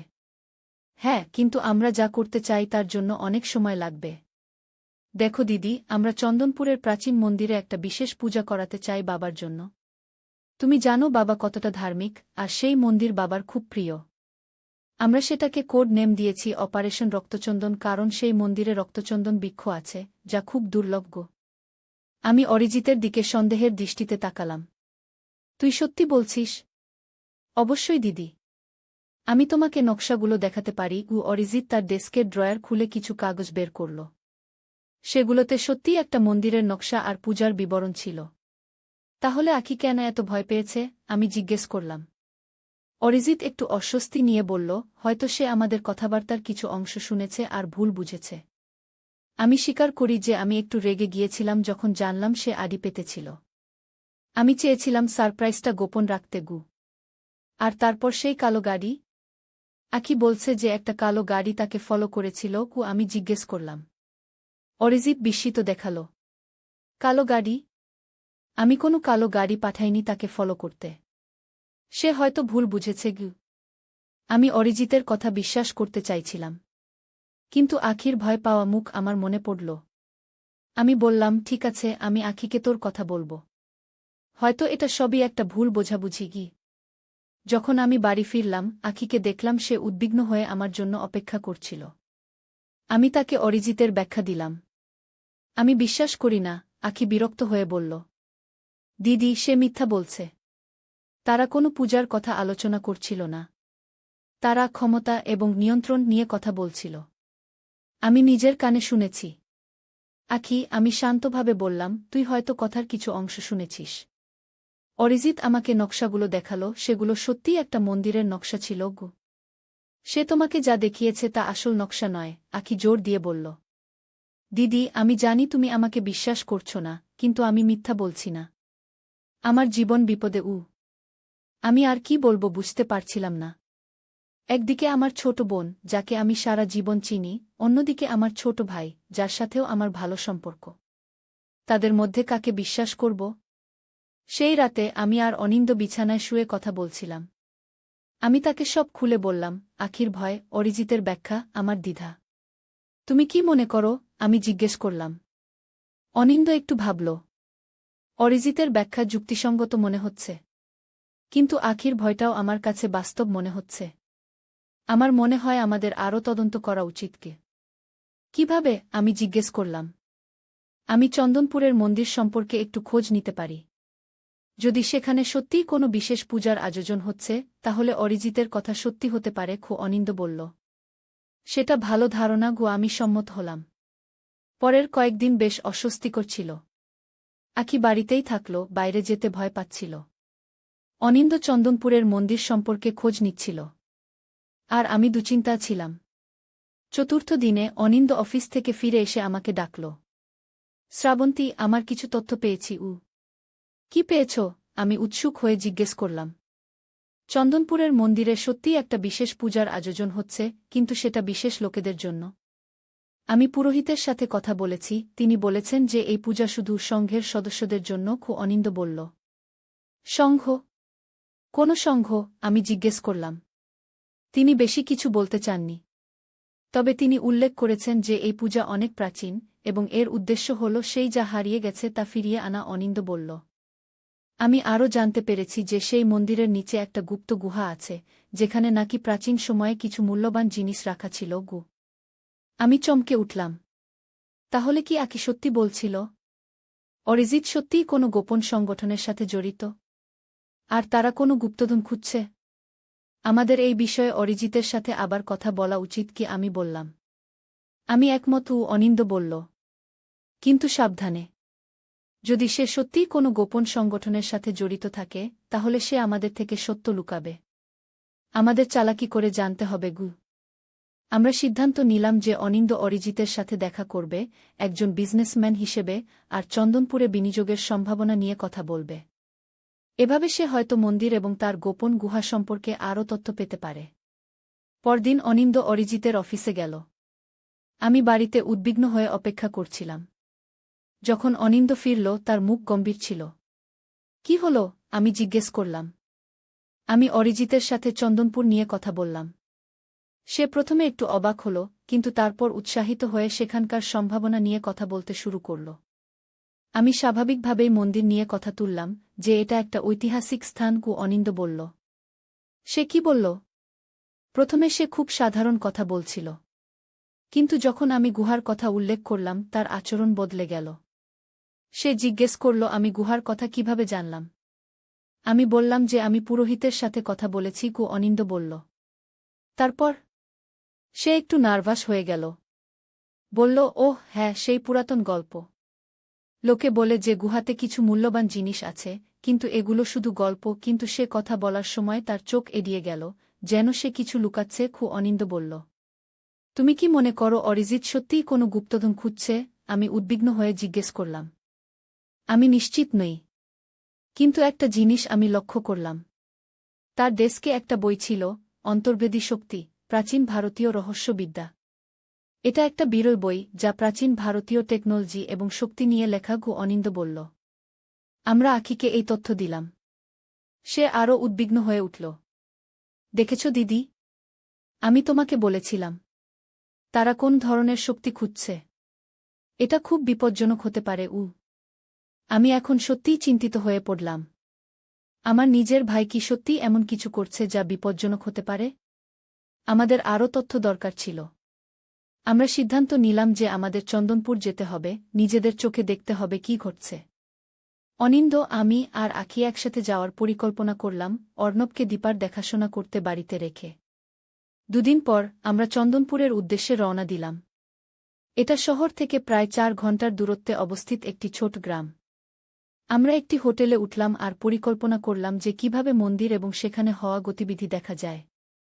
হোটেলে ঢোকার সময় আমি লক্ষ্য করলাম একটি কালো গাড়ি আমাদের পিছু পিছু এসেছিল, যেটা হোটেলের বাইরে দাঁড়িয়ে রইল। আমি আখিকে এটা দেখালাম। সে ভয়ে কাঁপতে শুরু করল। ওই সেই গাড়ি, যেটা আমাকে ফলো করছিল, সে বলল। আমরা জানালা দিয়ে গাড়িটা লক্ষ্য করলাম। কিছুক্ষণ পর 2 জন লোক নামল। তাদের চেহারা দেখে আমরা চমকে উঠলাম। তারা ছিল অরিজিতের বন্ধু, যাদের আমি আগে তার বাড়িতে দেখেছি। ওরা আমাদের ফলো করেছে। আখি ভয়ে চিৎকার করে উঠল। শান্ত হও। অনিন্দ আখিকে সান্ত্বনা দিল। হয়তো এটা একটা কাকতালীয় ঘটনা। না, আখি জোর দিয়ে বলল। অরিজিৎ দাদা জানে আমরা এখানে এসেছি। সে আমাদের উপর নজর রাখছে। আমরা সিদ্ধান্ত নিলাম যে এই পরিস্থিতিতে সাবধানে থাকা উচিত। আমরা হোটেল থেকে বের না হয়ে মন্দির সম্পর্কে স্থানীয় লোকেদের কাছ থেকে তথ্য সংগ্রহ করার চেষ্টা করলাম। হোটেলের ম্যানেজার আমাদের বললেন, চন্দনপুরের মন্দির খুব প্রাচীন, প্রায় 1000 বছরের পুরনো। এর নিচে একটা গুহা আছে, যেটা সাধারণ লোকেদের জন্য বন্ধ। শুধু বিশেষ অনুষ্ঠানের সময় কিছু নির্বাচিত লোককে সেখানে যেতে দেওয়া হয়। কোনো বিশেষ অনুষ্ঠান? অনিন্দ জিজ্ঞেস করল। এটা রক্তচন্দন উৎসব নামে পরিচিত। এটা প্রতি বছর হয় না, শুধু বিশেষ অবস্থানে গ্রহণক্ষত্র থাকলে। ম্যানেজার বললেন। কেন এটা করা হয়? আমি জিজ্ঞেস করলাম। প্রাচীন বিশ্বাস অনুযায়ী এই অনুষ্ঠানের মাধ্যমে কেউ অসাধারণ ক্ষমতা পেতে পারে। কিন্তু এগুলো শুধু কিংবদন্তি, ম্যানেজার হেসে বললেন। তবে আজকাল অনেক বড় বড় ব্যবসায়ীরা এই অনুষ্ঠানে অংশ নিচ্ছেন। কিছুদিন আগে একজন বিখ্যাত সফটওয়্যার উদ্যোক্তা এখানে এসেছিলেন, যিনি কিছু বিশেষ ব্যবস্থা করেছেন। আমরা একে অন্যের দিকে তাকালাম। আমরা জানতাম তিনি অরিজিতের কথাই বলছেন। সেই রাতে আমরা পরিকল্পনা করলাম যে পরদিন সকালে আমরা মন্দিরে যাব। আমরা ঘুমাতে যাওয়ার আগে আখি আমাকে ডাকল। দিদি, আমি একটা স্বপ্ন দেখেছিলাম। কি? সে বলল। কি স্বপ্ন? আমি জিজ্ঞেস করলাম। আমি দেখেছিলাম যে আমি সেই গুহায় আছি। সেখানে একটা আলোকিত ক্রিস্টাল ছিল। অরিজিৎ দাদা সেটা হাতে নিচ্ছিল, আর হঠাৎ চারদিকে অগ্নিশিখা ছড়িয়ে পড়ছিল। অরিজিৎ দাদা চিৎকার করছিল। সে বলছিল, আমি এটা নিয়ন্ত্রণ করতে পারছি না। আমি ভয় পেয়ে জেগে উঠলাম। আখি বলল, সেটা তো শুধু একটা স্বপ্ন আখি। আমি তাকে সান্ত্বনা দিলাম, যদিও আমি নিজেও অস্বস্তি বোধ করছিলাম। পরদিন সকালে আমরা মন্দিরের উদ্দেশ্যে রওনা দিলাম। যখন আমরা হোটেল থেকে বেরোলাম, আমি দেখলাম সেই কালো গাড়ি আর নেই। মন্দিরটি ছিল চন্দনপুর গ্রামের প্রান্তে একটি পাহাড়ের পাদদেশে। এটি একটি বিশাল প্রাচীন স্থাপত্য, যার চারপাশে ঘন জঙ্গল। মন্দিরের সামনে একজন বয়স্ক পুরোহিত ছিলেন। নমস্কার, অনিন্দ পুরোহিতকে অভিবাদন জানালেন। আমরা মন্দির দেখতে এসেছি। স্বাগতম, পুরোহিত মৃদু হেসে বললেন। কিন্তু আজ মন্দির দর্শনার্থীদের জন্য বন্ধ। একটি বিশেষ অনুষ্ঠানের প্রস্তুতি চলছে। কি অনুষ্ঠান? আমি জিজ্ঞেস করলাম। রক্তচন্দন উৎসব। এটি একটি প্রাচীন অনুষ্ঠান, যা কেবল নির্বাচিত সদস্যদের জন্য, পুরোহিত বললেন। আমরা শুনেছি যে মন্দিরের নিচে একটি গুহা আছে? অনিন্দ জিজ্ঞেস করলেন। পুরোহিত একটু চমকে উঠলেন। হ্যাঁ, আছে। কিন্তু সেটি সাধারণ লোকদের জন্য বন্ধ। আমরা শুনেছি যে সেখানে কিছু মূল্যবান জিনিস আছে, যা অসাধারণ ক্ষমতা দিতে পারে। আমি জিজ্ঞেস করলাম। পুরোহিত আমাদের দিকে সন্দেহজনক দৃষ্টিতে তাকালেন। আপনারা কারা? কেন এই সব জানতে চাইছেন? এই সময় আমরা পিছন থেকে একটি পরিচিত কণ্ঠস্বর শুনলাম। ওরা আমার পরিবারের সদস্য, গুরুজি। আমরা ঘুরে দেখলাম অরিজিৎ সেখানে দাঁড়িয়ে আছে। অরিজিৎ, আমি অবাক হয়ে বললাম। দিদি, অনিন্দ দা, আখি, তোমরা এখানে কি করছ? অরিজিৎ জিজ্ঞেস করল, যদিও তার কণ্ঠস্বরে বিস্ময়ের চেয়ে অভিযোগের সুর বেশি ছিল। আমরা জানতে এসেছি তুই কি করছিস। আমি সরাসরি বললাম। তুই কি সত্যিই কোনো গোপন সংগঠনের সাথে জড়িত, যারা কোনো প্রাচীন শক্তি খুঁজছে? অরিজিৎ একটা দীর্ঘশ্বাস ফেলল। দিদি, এটা তেমন কিছু না। আমি কোনো খারাপ কাজ করছি না। আমি শুধু একটা প্রাচীন ঐতিহ্য রক্ষা করতে সাহায্য করছি। কি ঐতিহ্য? অনিন্দ জিজ্ঞেস করলেন। এই সংঘ প্রায় 1000 বছর ধরে চলে আসছে। আমরা প্রাচীন জ্ঞান ও বিদ্যার সংরক্ষক। এই মন্দিরের গুহায় একটি প্রাচীন ক্রিস্টাল আছে, যা প্রাচীন ভারতীয় বিজ্ঞানীরা তৈরি করেছিলেন। এটি অসাধারণ শক্তির উৎস। অরিজিৎ ব্যাখ্যা করল। কি ধরনের শক্তি? আমি জানতে চাইলাম। এটি মনের শক্তি বাড়ায়, দূরদর্শিতা দেয়, এমনকি পার্থিব শক্তির উৎস হিসেবেও কাজ করতে পারে।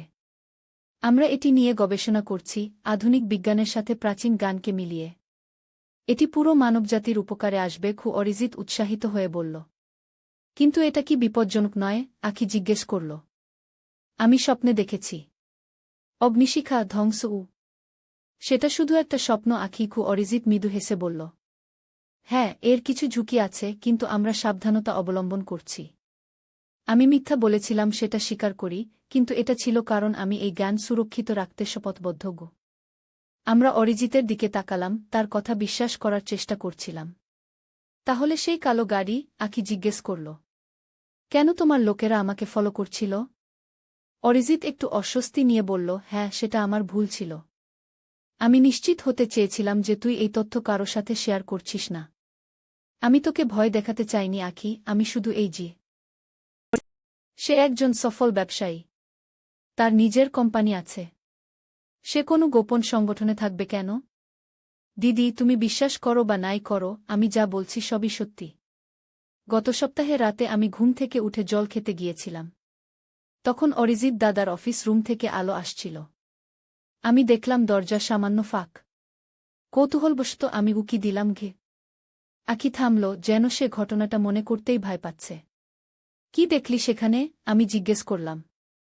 অরিজিৎ দাদা আর আরও 5 জন লোক একটা টেবিলের চারপাশে বসেছিল।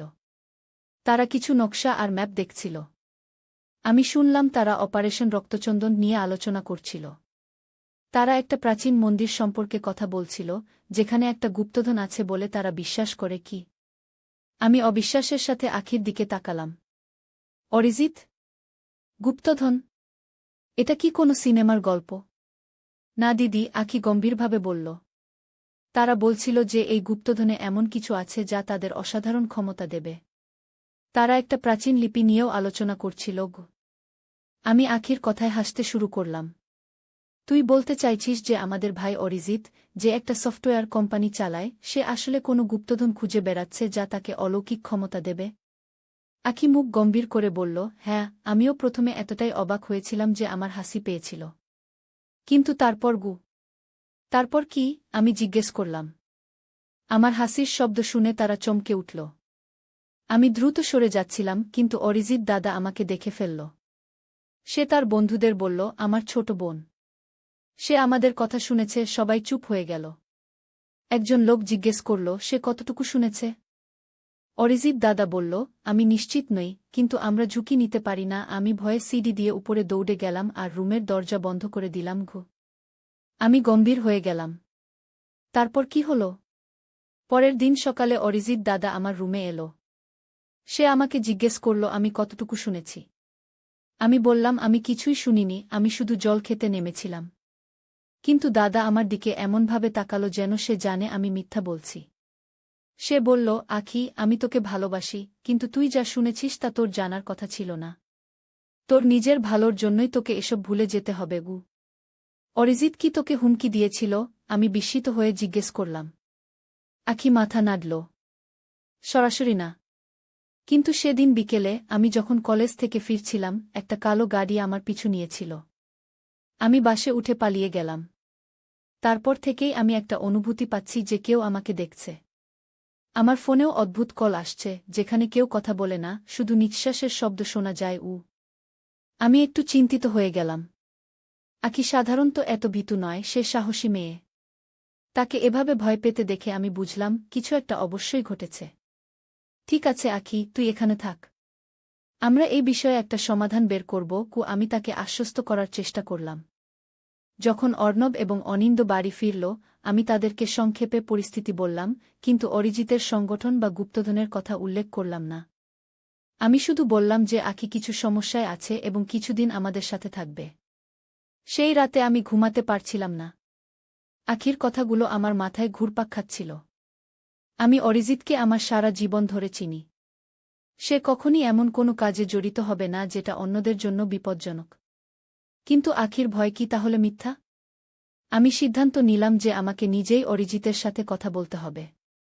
পরদিন সকালে অর্ণব কলেজে চলে গেল, আর অনিন্দ অফিসে। আমি আখিকে দীপার দেখাশোনা করতে বলে অরিজিতের বাড়িতে গেলাম। অরিজিতও তার বাড়িতেই অফিস করে, তাই আমি জানতাম সে সেখানেই থাকবে। যখন আমি তার বাড়ি পৌঁছালাম, তার বাড়ির কাজের লোক আমাকে ভেতরে নিয়ে গেল। দিদি, তুমি এখানে? অরিজিত আমাকে দেখে অবাক হল। হ্যাঁ অরিজিৎ, আমাকে তোর সাথে কথা বলতে হবে। আমি গম্ভীর স্বরে বললাম। অরিজিৎ আমাকে তার অফিস রুমে নিয়ে গেল, সেই একই রুম যেখানে আখি তাকে গোপন মিটিং করতে দেখেছিল। রুমটা দেখতে একদম স্বাভাবিক ছিল, একটা বড় ডেস্ক, কম্পিউটার, বইয়ের আলমারি। কোনো গোপন নকশা বা ম্যাপ ছিল না। কি ব্যাপার দিদি? অরিজিৎ জিজ্ঞেস করল। আখি আমার বাড়িতে এসেছে। সে খুব ভয় পেয়েছে। আমি সরাসরি বললাম। অরিজিতের মুখের ভাব পাল্টে গেল। আখি? সে কেন ভয় পেয়েছে? সে বলছে যে তুই কোনো গোপন সংগঠনের সাথে জড়িত আছিস, আর তোরা কোনো গুপ্তধন খুঁজছিস। আমি সরাসরি বললাম, তার প্রতিক্রিয়া দেখার জন্য। অরিজিৎ হঠাৎ হেসে উঠল, এত জোরে যে তার চোখে পানি এসে গেল। কি? আমি গোপন সংগঠনে? গুপ্তধন? এটা কোনো সিনেমার প্লট নাকি? আমি তার প্রতিক্রিয়া দেখে একটু আশ্বস্ত হলাম। সে বলছে যে সে তোকে কয়েকজন লোকের সাথে গোপন মিটিং করতে দেখেছে। তোরা নাকি অপারেশন রক্তচন্দন নিয়ে আলোচনা করছিলি। অরিজিতের হাসি থেমে গেল। অপারেশন রক্তচন্দন? হ্যাঁ। তুই কি এরকম কিছু নিয়ে আলোচনা করেছিলি? অরিজিৎ কয়েক সেকেন্ড চুপ থেকে বলল, হ্যাঁ, আমি গত সপ্তাহে কয়েকজন বন্ধুর সাথে একটা মিটিং করেছিলাম। কিন্তু এটা কোনো গোপন সংগঠন নয় দিদি। তাহলে আমি জিজ্ঞেস করলাম। অরিজিৎ একটা দীর্ঘশ্বাস ফেলল। আসলে এটা একটা সারপ্রাইজ ছিল। আমরা বাবার জন্মদিনের জন্য একটা বিশেষ উপহার তৈরি করছি গি। আমি অবাক হলাম। বাবার জন্মদিন? সেটা তো 4 মাস পরে। হ্যাঁ, কিন্তু আমরা যা করতে চাই তার জন্য অনেক সময় লাগবে। দেখো দিদি, আমরা চন্দনপুরের প্রাচীন মন্দিরে একটা বিশেষ পূজা করাতে চাই বাবার জন্য। তুমি জানো বাবা কতটা ধার্মিক, আর সেই মন্দির বাবার খুব প্রিয়। আমরা সেটাকে কোড নেম দিয়েছি অপারেশন রক্তচন্দন, কারণ সেই মন্দিরে রক্তচন্দন বৃক্ষ আছে, যা খুব দুর্লভ। আমি অরিজিতের দিকে সন্দেহের দৃষ্টিতে তাকালাম। তুই সত্যি বলছিস? অবশ্যই দিদি। আমি তোমাকে নকশাগুলো দেখাতে পারি। অরিজিৎ তার ডেস্কের ড্রয়ার খুলে কিছু কাগজ বের করল। সেগুলোতে সত্যিই একটা মন্দিরের নকশা আর পূজার বিবরণ ছিল। তাহলে আঁখি কেন এত ভয় পেয়েছে? আমি জিজ্ঞেস করলাম। অরিজিৎ একটু অস্বস্তি নিয়ে বলল, হয়তো সে আমাদের কথাবার্তার কিছু অংশ শুনেছে আর ভুল বুঝেছে। আমি স্বীকার করি যে আমি একটু রেগে গিয়েছিলাম যখন জানলাম সে আড়ি পেতেছিল। আমি চেয়েছিলাম সারপ্রাইজটা গোপন রাখতে।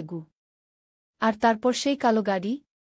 আঁখি বলছে যে একটা কালো গাড়ি তাকে ফলো করেছিল। আমি জিজ্ঞেস করলাম। অরিজিৎ বিস্মিত দেখাল। কালো গাড়ি? আমি কোনো কালো গাড়ি পাঠাইনি তাকে ফলো করতে। সে হয়তো ভুল বুঝেছে। আমি অরিজিতের কথা বিশ্বাস করতে চাইছিলাম, কিন্তু আঁখির ভয় পাওয়া মুখ আমার মনে পড়ল। আমি বললাম, ঠিক আছে, আমি আঁখিকে তোর কথা বলবো। হয়তো এটা সবই একটা ভুল বোঝাবুঝি। যখন আমি বাড়ি ফিরলাম, আঁখিকে দেখলাম সে উদ্বিগ্ন হয়ে আমার জন্য অপেক্ষা করছিল। আমি তাকে অরিজিতের ব্যাখ্যা দিলাম। আমি বিশ্বাস করি না, আঁখি বিরক্ত হয়ে বলল। দিদি, সে মিথ্যা বলছে।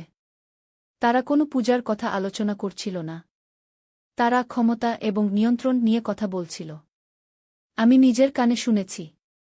আঁখি, আমি শান্তভাবে বললাম, তুই হয়তো কথার কিছু অংশ শুনেছিস।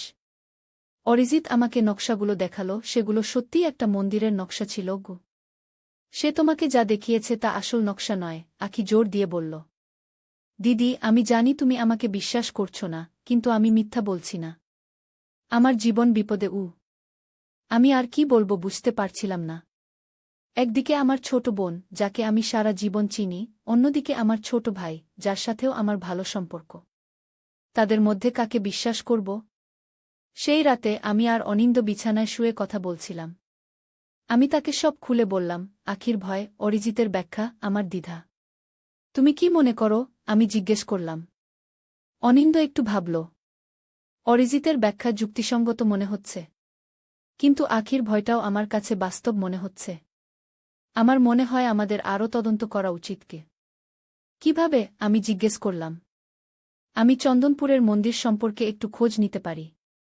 যদি সেখানে সত্যিই কোনো বিশেষ পূজার আয়োজন হচ্ছে, তাহলে অরিজিতের কথা সত্যি হতে পারে। অনিন্দ বলল। সেটা ভালো ধারণা। আমি সম্মত হলাম। পরের কয়েকদিন বেশ অস্বস্তিকর ছিল। আঁখি বাড়িতেই থাকল, বাইরে যেতে ভয় পাচ্ছিল। অনিন্দ চন্দনপুরের মন্দির সম্পর্কে খোঁজ নিচ্ছিল। আর আমি দুশ্চিন্তা ছিলাম। চতুর্থ দিনে অনিন্দ অফিস থেকে ফিরে এসে আমাকে ডাকল। শ্রাবন্তী, আমার কিছু তথ্য পেয়েছি। কি পেয়েছ? আমি উৎসুক হয়ে জিজ্ঞেস করলাম। চন্দনপুরের মন্দিরে সত্যিই একটা বিশেষ পূজার আয়োজন হচ্ছে, কিন্তু সেটা বিশেষ লোকেদের জন্য। আমি পুরোহিতের সাথে কথা বলেছি, তিনি বলেছেন যে এই পূজা শুধু সংঘের সদস্যদের জন্য। অনিন্দ বলল। সংঘ? কোন সংঘ? আমি জিজ্ঞেস করলাম। তিনি বেশি কিছু বলতে চাননি। তবে তিনি উল্লেখ করেছেন যে এই পূজা অনেক প্রাচীন, এবং এর উদ্দেশ্য হল সেই যা হারিয়ে গেছে তা ফিরিয়ে আনা। অনিন্দ বলল। আমি আরও জানতে পেরেছি যে সেই মন্দিরের নিচে একটা গুপ্ত গুহা আছে, যেখানে নাকি প্রাচীন সময়ে কিছু মূল্যবান জিনিস রাখা ছিল। আমি চমকে উঠলাম।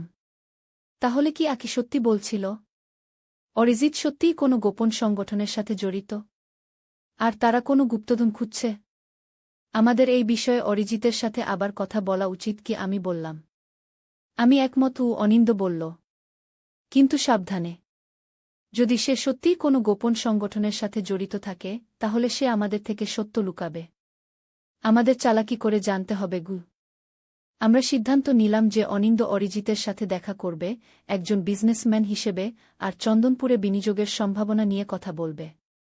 এভাবে সে হয়তো মন্দির এবং তার গোপন গুহা সম্পর্কে আরও তথ্য পেতে পারে। পরদিন অনিন্দ অরিজিতের অফিসে গেল। আমি বাড়িতে উদ্বিগ্ন হয়ে অপেক্ষা করছিলাম। যখন অনিন্দ ফিরল তার মুখ গম্ভীর ছিল। কি হল? আমি জিজ্ঞেস করলাম। আমি অরিজিতের সাথে চন্দনপুর নিয়ে কথা বললাম। সে প্রথমে একটু অবাক হল, কিন্তু তারপর উৎসাহিত হয়ে সেখানকার সম্ভাবনা নিয়ে কথা বলতে শুরু করল। আমি স্বাভাবিকভাবেই মন্দির নিয়ে কথা তুললাম, যে এটা একটা ঐতিহাসিক স্থান। অনিন্দ বলল। সে কি বলল? প্রথমে সে খুব সাধারণ কথা বলছিল, কিন্তু যখন আমি গুহার কথা উল্লেখ করলাম তার আচরণ বদলে গেল। সে জিজ্ঞেস করল আমি গুহার কথা কিভাবে জানলাম। আমি বললাম যে আমি পুরোহিতের সাথে কথা বলেছি। অনিন্দ বলল। তারপর? সে একটু নার্ভাস হয়ে গেল। বলল, ওহ হ্যাঁ, সেই পুরাতন গল্প। লোকে বলে যে গুহাতে কিছু মূল্যবান জিনিস আছে, কিন্তু এগুলো শুধু গল্প। কিন্তু সে কথা বলার সময় তার চোখ এড়িয়ে গেল, যেন সে কিছু লুকাচ্ছে। অনিন্দ বলল। তুমি কি মনে করো অরিজিৎ সত্যিই কোনো গুপ্তধন খুঁজছে? আমি উদ্বিগ্ন হয়ে জিজ্ঞেস করলাম। আমি নিশ্চিত নই, কিন্তু একটা জিনিস আমি লক্ষ্য করলাম। তার ডেস্কে একটা বই ছিল, অন্তর্বেদী শক্তি, প্রাচীন ভারতীয় রহস্যবিদ্যা। এটা একটা বিরল বই, যা প্রাচীন ভারতীয় টেকনোলজি এবং শক্তি নিয়ে লেখা। অনিন্দ বলল। আমরা আখিকে এই তথ্য দিলাম। সে আরও উদ্বিগ্ন হয়ে উঠল। দেখেছ দিদি, আমি তোমাকে বলেছিলাম। তারা কোন ধরনের শক্তি খুঁজছে? এটা খুব বিপজ্জনক হতে পারে। আমি এখন সত্যিই চিন্তিত হয়ে পড়লাম। আমার নিজের ভাই কি সত্যিই এমন কিছু করছে যা বিপজ্জনক হতে পারে? আমাদের আরও তথ্য দরকার ছিল। আমরা সিদ্ধান্ত নিলাম যে আমাদের চন্দনপুর যেতে হবে, নিজেদের চোখে দেখতে হবে কি ঘটছে। অনিন্দ, আমি আর আখি একসাথে যাওয়ার পরিকল্পনা করলাম, অর্ণবকে দীপার দেখাশোনা করতে বাড়িতে রেখে। দুদিন পর আমরা চন্দনপুরের উদ্দেশ্যে রওনা দিলাম। এটা শহর থেকে প্রায় 4 ঘণ্টার দূরত্বে অবস্থিত একটি ছোট গ্রাম। আমরা একটি হোটেলে উঠলাম আর পরিকল্পনা করলাম যে কিভাবে মন্দির এবং সেখানে হওয়া গতিবিধি দেখা যায়। হোটেলে ঢোকার সময় আমি লক্ষ্য করলাম একটি কালো গাড়ি আমাদের পিছু পিছু এসেছিল, যেটা হোটেলের বাইরে দাঁড়িয়ে রইল। আমি আখিকে এটা দেখালাম। সে ভয়ে কাঁপতে শুরু করল। ওই সেই গাড়ি, যেটা আমাকে ফলো করছিল, সে বলল। আমরা জানালা দিয়ে গাড়িটা লক্ষ্য করলাম। কিছুক্ষণ পর 2 জন লোক নামল। তাদের চেহারা দেখে আমরা চমকে উঠলাম। তারা ছিল অরিজিতের বন্ধু, যাদের আমি আগে তার বাড়িতে দেখেছি। ওরা আমাদের ফলো করেছে। আখি ভয়ে চিৎকার করে উঠল। শান্ত হও। অনিন্দ আখিকে সান্ত্বনা দিল। হয়তো এটা একটা কাকতালীয় ঘটনা।